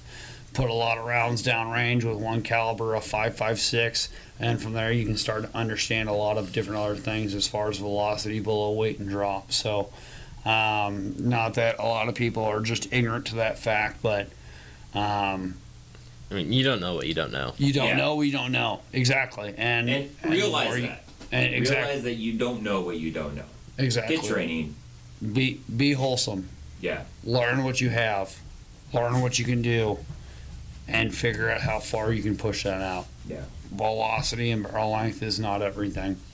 And on top of that, it's come in and talk to us. We'll fucking set you straight, and we'll tell you what we can and can't do with certain barrel lengths and shit like that. But we love you guys, and we appreciate y'all sticking with us through this episode 4. We haven't been shut down yet, so hell yeah, we're going for 5. Yeah, we are. All right. Well, if we do make it to 5, there's actually going to be a special guest because we actually talked to him today. I'll be keeping contact and stay on because do make comments. We do take it. If you guys have questions about something you want to ask or something you want us to talk about, I'm more than happy. But if you message it to us, send it to our Instagram at TacticalSht_STO. It's been a long night. We're closing in on 1 a.m. here. Yeah, you and me have been here for over 12 hours now. Yeah. So, want to thank you guys for sticking it out with us. Also, if you do have questions, comments, rude remarks, please send it to us. Don't be an asshole. I don't like whenever I have to, respond to the asshole. If you're gonna be a fucking dickhead, put "Hey, Red, White, and Ben," and then I'll fucking respond to you. I'll give you the love that you need. Yeah. Which is, It's not love. it's not love, but it's what I consider love. I'm like, All right. you must be a fucking fan. Well, you're not a fan. You're an asshole, but I'm also an asshole. So an asshole can appreciate an asshole. All right. Happy New Year's, assholes. Yeah, that. Happy New Year's, and we'll be seeing you guys soon. Thank you, Have a Patriots and good one. shitheads. Bye.